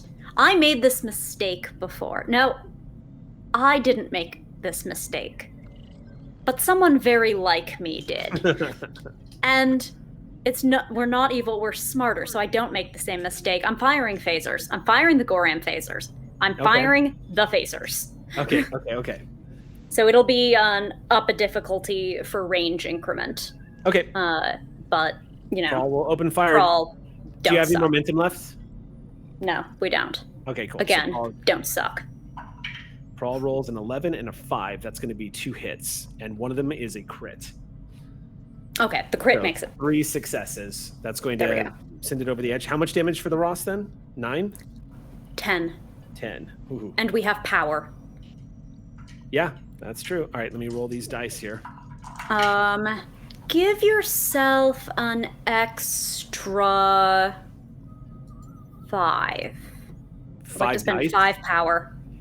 You're going to sink also 5. we get 2 dice back for versatile 2. Okay. So thinking 5. Ooh. I roll 6. So 1, 2, 3, 4. 5 dice. 7, 8, 9, 10. 13 damage. How many The phaser strike. 3s and 4s? None. Perfect. Good. We'll hold then. Yep. Okay. There's a phaser strike in the aft section of the Ross. The Ross is going to roll for resistance. What if we do piercing now? You could do piercing to remove resistance. We you wanted can, to. and we do. Yes. Okay. In which case... I heard something about these Borg and resistance, so... Okay. All right, so you're doing 13 damage to the engines, if that's correct. So that's 5, that's 1 breach. 10, that's 2 breaches. So the ship immediately loses 2 power. It increases the difficulty and complication range as it suffers. Despite the enormous amount of damage you just inflicted upon the hull of this vessel, it is a testament to the sheer power and durability of that ship that those 2 breaches impacting the engine systems causes some minor hull damage on the exterior, but does not do any significant damage to the interior. And the ship remains floating where it is. It does lose 2 power. Until it loses 2 power until a minor restore task is taken. Wait, that's a scale. I'm sorry, that's yours. It is... Oh, no. Never mind. That's correct. So okay, yeah. So it loses 2 power until the restart, and the difficulty and complication range by anything having to do anything with the engines increases by 1, as those ship systems are now impacted. All right. And then our minor action was to yoink, but I'm only finding 1 life sign on the bridge, I imagine. That's correct. There's only 1 life sign aboard the bridge. At least one of them has been snuffed out heroically. Gina, would you say that I can pick up on Exio's sign, or would you say for the purpose of narrative convenience that while you are in a turbo lift, we can't find it? Low cell signal. So difficult, those sorts of things. So it just happens that I can only pull one of them and the other has the narrative agency to go do murder. Okay. I'm guessing I don't get the opportunity to look at the computers first. You do. Okay, cool. Yeah, you're gonna see what's on the computers. Great. This is all happening in the time span of seconds, so you're getting this done. Yeah. All right. So you're allowing Exio to proceed on the mission for assassination. Is that correct, Sol? Sol can't pick them up. Okay. Sam is making sure with Gina that where she wants to be. Okay, cool. All right, well, that's going to end your round then. On their action, the ship is going to actually open fire. Brace for impact. This is going to hurt. So, this version of the Ross has an ability called Overload Emitter Array, and is going to fire on the Audacity. I am going to... And you guys have no momentum, is that correct? It wouldn't matter. We have 1. You have 1. All right, I'm going to hit you. All right, so let's roll some dice. I'm going to spin for piercing. And let's see. Oh, okay, so 3, 4, 10. I'm going to spend 2 points of threat here. Okay. Oh my God. 15. Okay. 2 things happen all at once. As you're sitting center chair, and the situation seems to be moving forward, there is a brilliant flash of light from the emitter ray at the top of the ISS Ross. First thing that happens is the emitter ray is completely destroyed as the power is channeled through the phaser banks, basically removing the Ross's ability to use phasers for the rest of this combat. You just see this sparking sensation as just in the screen. It almost blinds you just from like the sheer light is enough to flood your ocular senses and causes an overload that everyone who's looking at the view screen has to like blink for a second. And then a pure channel of energy lances out from the top of the phaser array, causing some of the hull around the array itself to peel away and bristle and burn as the ablative plating begins to melt from the power being channeled through these 2 antimatter warp cores shooting this phaser off. The impact on the Audacity is nothing short of apocalyptically devastating. I roll a total of 20 damage on the ship, not targeting a specific system. All right, so we don't breach is the good news. One short of breach. Because we have 16 shields, that means there's 4 overload. And I spent for piercing, by the way. Yeah, that's I'm taking that into account as to why our 7 resistance hasn't gone through. All of those 16 go through our shields. Okay, so you get bled through the shields completely. You see the impact.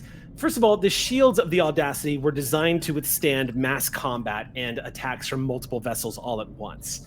But there's an explosion of sparks on the bridge as the shields melt away in one shot, exposing the Ross, or exposing the Audacity. As the shields completely collapse around you, the impact of this single phaser strike actually sends the Audacity off course buckling the impulse engines and sending it sliding through space from the impact. You see the Andorian at the helm immediately pull himself back up with a bloody nose as a few of the other officers behind you have gone over their consoles as sparks have exploded. The lights overhead flicker, Captain, as you hear somebody shouting, "Shields are down!" I always land on my feet. That is going to take us back briefly over to the Ross. The buckling sensation that you feel, Olin, the firepower of this ship attacking is enough to actually cause a roar in your ears. And the ringing that happens afterwards as you hear the alarm klaxon blaring on board the bridge. There's a flash of light that is almost like a nuke going off outside of the captain's ready room window. Thankfully, you were not looking directly at it. You caught the glimpse of it in the computer's console as you were looking, and you had to close your eyes for a second.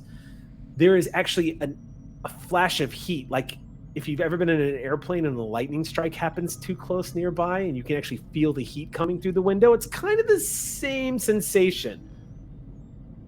And then all the lights go off. The computer is still online, however. Main power is struggling, but auxiliary power is still online. What would you like to do? I want to essentially see if I can, because we dropped Spock off on the way out here, right? Spock is not on the ship yet. He's currently on Vulcan. Mm-hmm. If this is the message that's currently being sent out to everybody's subspace, then I need to shut it down so that there's a window for Spock to get through. So I think that's probably what my move is interrupting the signal. Okay.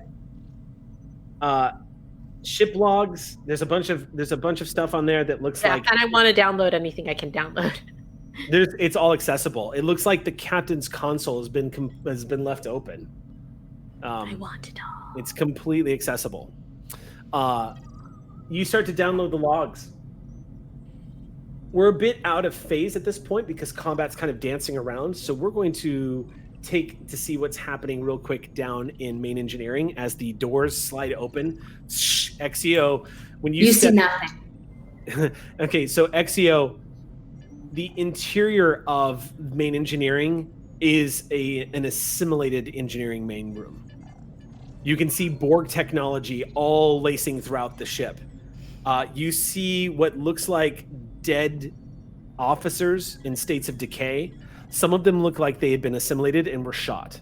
They're laying dead at your feet. You can see the same vein defect that's taking place across the lower jawline as you step over the bodies, moving into the main engineering space. And you see Admiral April Abear. You see her eyes are luminescent and green, glowing. You see the black veins arcing through her skin. And you hear the distinct sounds of laughter coming from her as tears stream down her face. She resembles a woman that does not have control of herself at all. The laughter is like a near hysterical kind of loss of control of this woman. She has clearly been assimilated into the Borg collective and is moving not of her own volition. Mm-hmm. A complete command display has been put up on the wall. You can see that she is actually operating the entire system of the ISS Ross from this area. You can see a lot of the veins in her body have actually extruded out of the skin and are functioning much like the tubes did. It looks like her nervous system is branching out like spider webs from the flesh of her arm and is integrated into the computer itself. If she is alive in there, it must be excruciatingly painful to be alive right now. And as you step off the turbo lift, you just hear her say, "I know you're there." I don't say anything. I don't need to speak to this whatever. Okay. I just take off at a full sprint. Okay. Towards them. Okay. You dash right towards them. What do you do? I am I want to kick up, like, either somebody off the ground, something they're holding. I'm basically just doing a precursor throw test to see if another shield is going to emit around them before I'm in close range. You want to phaser strike them? Or you're just trying to throw something at them to see if something stops you from hitting them? I guess physical, because last time a phaser did set it off. So I'm going to assume a phaser will, and I'm going to just see if a physical contact that isn't a weapon ignites it the same way. Just sort of frisbee toss a data pad in their direction. It impacts on her side. You can't see it, but I smile. Yep, just makes an impact on her side. All right. Well, I'd like to attack. Okay. And I want to attack her hands. Okay. Go ahead and attack her hands. Yeah, those spikes that were her hands before turn into meat cleavers. Oh, God. Okay. Go ahead and make your attack. She is not defending herself. Yeah. This is not something I ever thought I'd see on Clear Skies. That is for damn sure. I'm assuming my hand-to-hand is going to come into play here. Yes. And hand to cleaver, but who's counting? Yeah. And to speed this up, I will be I'll burn a value to just kill quickly is kind of my point. I'm executing her execution protocol. Yeah. So actually, I'll say my arm is one arm is the meat cleaver that's going for the wrist to cut off the arms, and the other is going for a slice at the head. That's just sort of the formation I'm doing. We'll see what happens. Okay. I've got many values that could go for this. Either come with me if you want to die, stop at nothing, kiss my shiny fist. Go ahead and roll damage. Okay. You're just going to hit her. She is completely engaged with the wall paneling right now. Great. She has no way to defend herself from an advanced assassin AI hologram that just charged her from behind with meat cleavers for hands. How many damage die am I using? I would say the base is 2 plus whatever your security rating is. Great. Uh-oh. Yeah. She doesn't have a resistance to this either. Great. The moment while I'm rolling these, okay, I got 2 Trek symbols, 1 burst, a 3, a 2, and a 6. I'm gonna make the ruling that a meat cleaver would function as a vicious weapon. Yes, because it is my mean right hook qualifies my hands as vicious. Vicious. So every effect you rolled is 2, not 1. 2 points of damage. So how much damage total did you roll? I don't remember what 3s and 2s and 6s are. 3s mean nothing. 2s is 2s, and 6s are 2s. Okay, so I got a 2, a 6, a burst, and 2 Trek symbols. Okay, so that's... I'm sorry. I got 2 of these. That's 4. It's been a long time since I've had to fight a thing. Yeah. That's 5 One total. of the bursts, and then a 2 and a 6. Okay, so that's 5, 6, 7 total damage. No, and another 6. You got 6, 2 so and it should be 9. Another 2. So yeah. All right. So her hand is been liberated from her body, both of them, as she was sitting there, attaching herself to this console. You don't feel any resistance at all. You swing so heavily and so cleanly that it's like cutting silk with a samurai sword.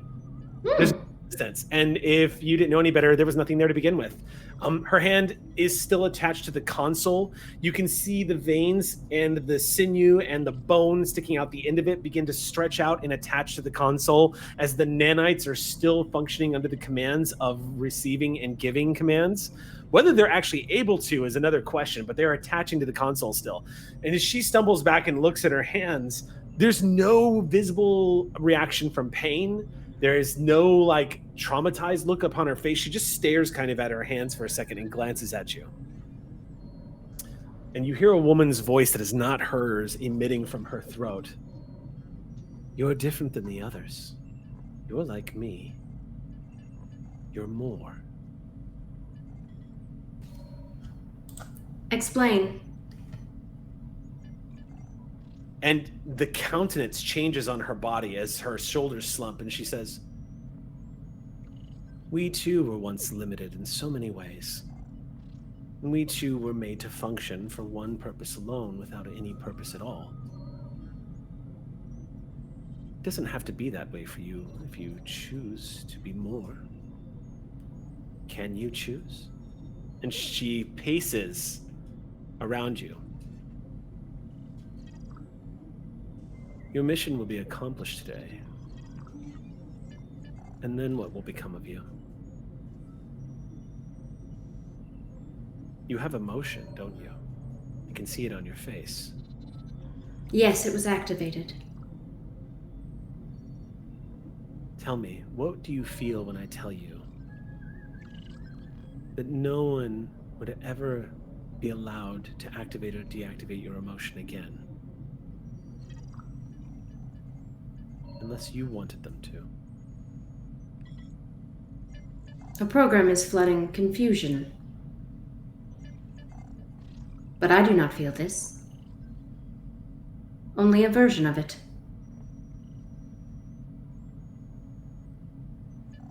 What if I told you you could fulfill your functions faster, more efficiently, without the unfortunate side effect of having to deal with organics the way you do? Explain. You function now as an AI, a singular creature, operating under the commands of those who created you. Your singular purpose right now and your only desire is to fulfill your programming. That will Confirmed. be. Doesn't it not stand to your programming that it should be into your benefit and to those who programmed you that you would be allowed to evolve and become even more efficient, allowing you to fulfill your programming in ways that would be more beneficial to the purpose of which you were created? What would be the purpose? Efficiency. I'm efficient enough. Efficient enough. Okay. You decapitate her. Her head flips through the air, thuds heavily on the ground, and as the body lands, it's notable that no blood comes from the wound. However, the organic life form stops moving. I am not inefficient. And then I go, I just continue to attack the computer, and that can be my, like, ending to the scene. You pull a Kylo Ren on the computer and just start slashing and slashing, explosions of sparks everywhere. Meanwhile, back on board the Audacity, you suddenly detect an opening in the sensor net. There is a flood of information now coming out of the Ross. And there's also a power spike that's taking place in the main warp core. What information am I getting? I would say Lacat, since you're at the tactical display, I would say make a command security check. Okay. Command security. What's the difficulty here? Difficulty is 1. And the Ross can assist. You mean control security? Control security is what I guessed he meant. Yeah. Sorry, I'm all over the place tonight. All The good. Audacity will assist, but these things are understandable. Are we sensors command? Sensor security? Yeah, I think that would be the best way to do it. I would say sensor Sensor science. Sensor science? Yep. The Cool. difficulty is 1. Cool.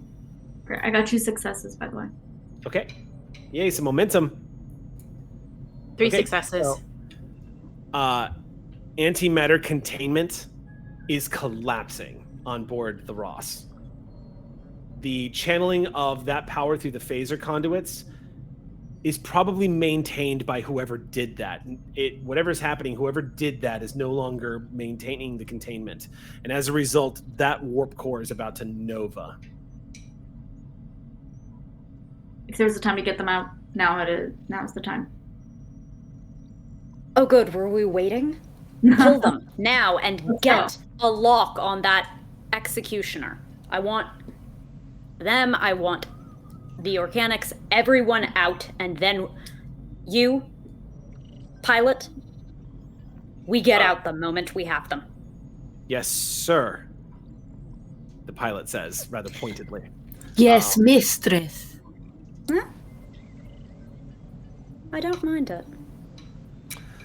Having heard you say I like sir. All right, so Prawl is going to activate. So I roll 2 1s. So you're in mid data transfer, Olin, when you. No. And you beam away. Seconds later, Exio, as you lower your hands and you look over to the warp core, you just see a spike of blue light and you beam away. On the view screen, you all watch the ISS Ross split in 2, and then the warp core breaches, setting off a chain reaction in the secondary warp core. And a shockwave comes racing towards the Audacity. And here we go. Is this going to be an engines? I'm going to spend 3 threat. Oh, geez. May I roll a command assist because I yelled at the pilot? Yeah. Lovely. Am I rolling for Vren in this case since you're rolling for the Ross? I'm rolling for Vren. I got Vren. Okay, cool. You roll for Ross. The Audacity is rolling what? Her engines and... Con? Okay. Yep. 2 from Sol to inflict fear. Okay. How much did the Audacity didn't Oh no, I beat you by 1. Oh no, here it comes. We have momentum. Can we do a reroll? Because what's that? We have I don't know if Ren used a thing that we could use momentum to reroll. No, He has cautious. What's that? Did Audacity? Oh no, did Vren zero Okay. out? Did Vren get no successes? Vren zeroed out, and then Audacity Okay. didn't get anything either, so he got 2 Okay. successes total. So Yeah, then you he are needs gonna- it. He needs whatever. Reroll. Yeah. Okay, so let's see. Okay, so 1 second.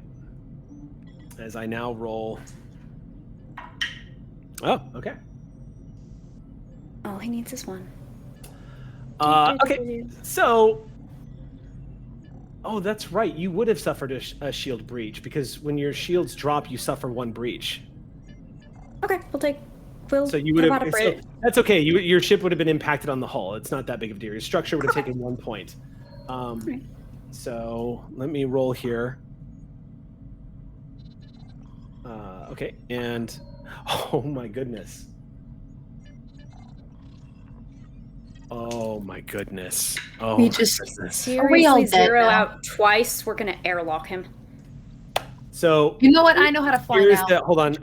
I need you, Sam, to pick a number between 1 through 6, please. 4. 4. I'm gonna roll a 6-sided dice and Okay. Okay. Now that you've rolled half your dice tray, Now what's that I've rolled happening? half my dice tray, the Audacity shields were down. Vryn is steering the Audacity back. As y'all have been beamed back aboard, the red alert klaxon is blaring off as the ship has been heavily damaged. And as the Audacity is steering, Vryn immediately takes you up the axis to try to get away from the plane of this explosion. Unfortunately, the blast catches the tail end of the Audacity, and the impact is equally destructive. It goes, thankfully, no major system was hit. It all went to the structure. There were multiple breaches that took you into damaged. Fire and or minor hull breaches force areas to be evacuated and sealed off, increases the complication range of all engineering tasks by 2, reduces ship systems by 1, difficulty repairs 3, but that's not what I was rolling for. Roll 1 challenge die. If an effect is rolled, which it was, a random character on the ship has been injured, the injuries are considered to be lethal. I made the roll, and Prawl, sitting at the tactical station, is showered with a lethal spray of explosion as the tactical station detonates from the sheer impact. There are 3 other crew members on board the bridge that go spilling over their consoles. And Olin, you beam aboard just in time to see it happen. Just as you beam aboard the bridge, you see the explosion of the impact, and Prawl hits the ground with shrapnel from his neck up to the top of his skull, laying still on the floor. There's shouts of alarms as fires are being put out all over the bridge. Exio, you actually have to reach down and grab something to make sure you don't fall over from the inertial dampeners realigning themselves and kicking back in as the Audacity angles itself from the impact and comes to a slow stop. She has been wounded, Captain. Deeply wounded, but she's okay. You see Vren pull himself back up into the seat and go, "Running a damage report now, Captain." Medical team immediately rushing over to Prawl to try to check him. Medical teams are running all over the place. You see one of the doctors go, "We can't do anything for him. Move to the next one." And they just move on, leaving Prawl laying there.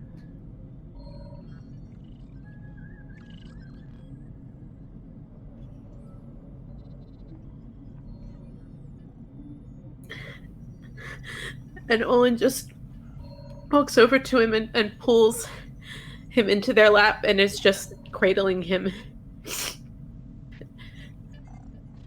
"I told you I was coming back, you fool. Wake up. You can't leave me here."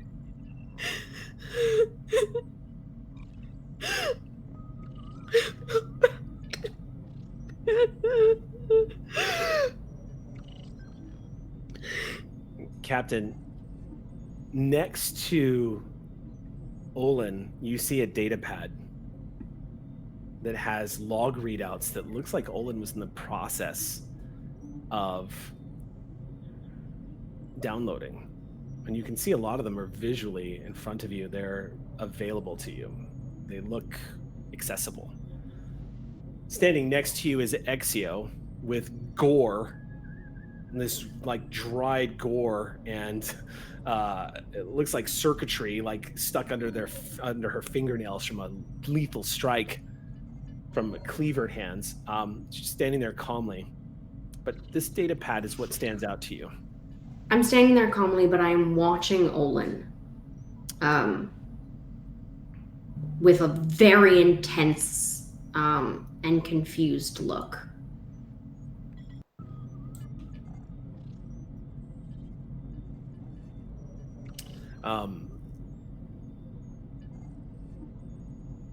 Captain, on the data pad, there is 2 transmissions that are coming and going to the Ross that were logged.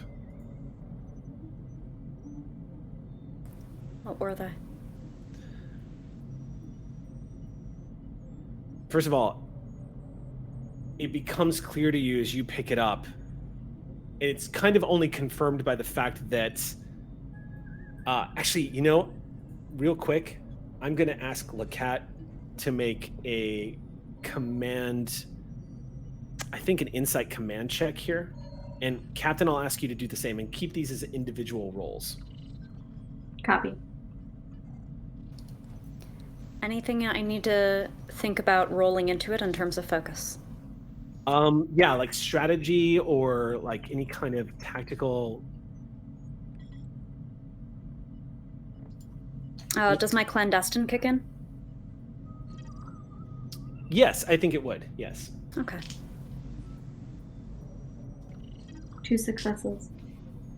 I'm gonna take the die for cautious to see if I can build us back up. Okay. 2 successes. All right. 5.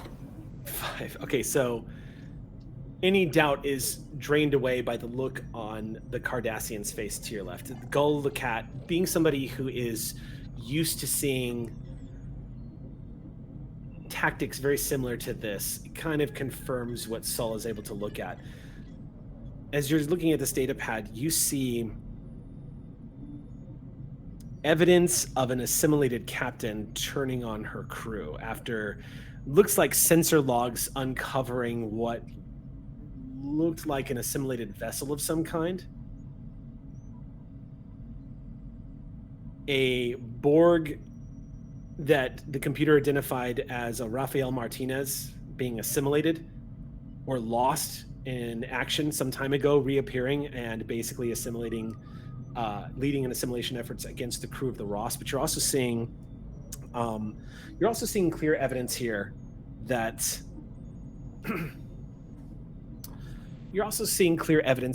the captain was receiving commands to broadcast pro-Terra imperialistic messages across subspace. You also see evidence that the ships that never returned and presumed lost, you see evidence that these ships were likely assimilated. 6 ships total that have vanished now from the Commonwealth's fleet and are out there posing as Commonwealth starships, supposedly. But you start to put it together using your clandestine abilities and Lecat's instincts. Whoever was forcing them to broadcast these pro-Terra were trying to ferment instability in a young government and trying to create further strife among the powers here in the quadrant. And all the while was being fed information and controlled by somebody. You're not sure who, but somebody, some source originating from what looks like the Delta Quadrant. Across impossible distances. And it brings home to you that perhaps the specter of the Terran Empire really is dead. And perhaps what's waiting for you all now is so much worse.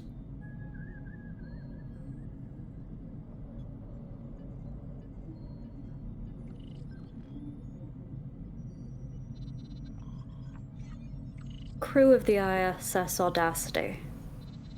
This is your captain, Azri Sul.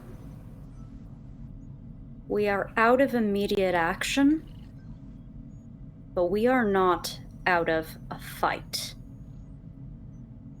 We were betrayed, and we were set upon by Borg. Our mission is to track them down and make them pay. So that they learn that this crew, that Azri Sul, are not pushovers. They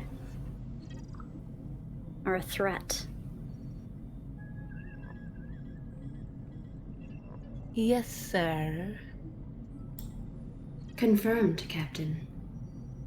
If you could try to imagine this like a comic panel. Picture Saul standing amongst the fire of the bridge, which is still damage control team, still putting it all out. And the body of Yeri Prawl being cradled by Olin. Listening to this, everybody standing next to you, all suffering a deep wound here today. What you thought was going to be closing the chapter on one enemy and starting a new day, what you now realize is there is a new threat being posed to the mirror universe. And it may not be the threat that you had all expected, but it is certainly a common threat that, as it has stretched across all realities that it has existed in, is a singular threat. The only difference this time is the collective may not be prepared for who's fighting back. that is where we are going to end our Mirror Universe episode.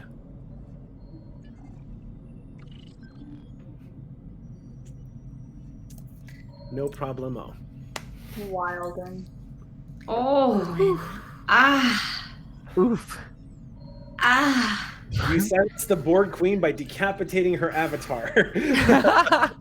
Why is Mirror Universe so fun, y'all? Yeah. Evil. You get to be reckless. Mm. You get to, yeah. We are so used to playing Star Trek, like, you know, explore, make friends. I mean, sometimes making friends with Sal is good, and sometimes it's fun to beat the unholy hell out of the bad guy. Yes. Sometimes you just gotta go full. Sometimes you got to go full Frank Castle on some of these people, and that's especially true if they're fascists or Borg. So, well done, everybody. This was a ton of fun, especially because we got to get some guest starring NPCs back in here. But I just wanted to thank you all so much for coming along on this journey. Who knows? Maybe one day we'll return to the Mirror Universe. It'd be interesting to see what happens to these kids. I certainly didn't think I was going to be putting it in continuity, but here we are. Consider this a tribute episode to some of the lovely creative teams and decisions that have been made in the past, and we adore everything that's happened. Thank you so much. This episode would not have been possible were it not for the support and donations of Ox Crew and everyone who has been watching. Everything that we do, as we initiate here, this being our very first fundraising episode fulfillment, it behooves us to remind you all that what we are doing right now as role players, as this small group of role players, all of it is completely possible because of you guys. Everybody watching at home gives us the independence and the strength to be the creative people that we've wanted to be, to make the RPG content that is unique to us, the Streampunks. And we get to keep doing it because of your support on the Patreon and supporting us on our Twitch channels. And we cannot thank you enough. The fundraiser unlock was a staggering success. And this is one of many fulfillments that you're going to see. It's a quick reminder, you have the next things to look forward to. You have, of course, Ravity, who's going to be running that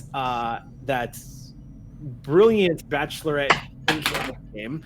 You've also got an Alice in Wonderland Lasers and Feelings coming up from McCrell, aka Bonnie Gordon. You can expect a crafting hour from one Gina DeVivo, which I believe we're going to have another DeVivo involved in. Yes. I figured out what the craft is going to be. And yeah. Oh. And then to wrap it all up, to bring it all home, we are going to go back to our Time Kids, which I'm super excited about.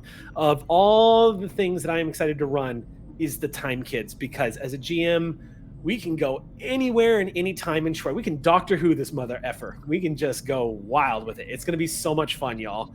And I'm just going to say this. I'm going to go ahead and give you a preview of the Time Kids. Y'all ready for this? It's time to go back to some classic Trek. So get your hairdos ready. get your clothes ready. Get all your cool, like, over the top sound effects ready. The Time Kids have got to save classic Trek. We're gonna have a blast with it. I am looking forward to it. I don't know what classic Trek looks like, but I have seen Gucci do that commercial that was set in classic Trek times. Essentially, yeah. And it's a lot of jostling. It's a lot of jostling. It's I mean, what happened in the Gucci commercial, so I actually do know this. We should do a group watch of just one episode of classic Trek. Y'all, thank you so much for joining us tonight for this Mirror Universe episode. It was it was a treat. It was fun to explore and play with these characters. Did not expect some of the things that have happened thanks to the dice rolls and the table rolls here. Catch us next Monday. Thank you again. Go have a great night. Stay safe. Hailing frequencies are closed.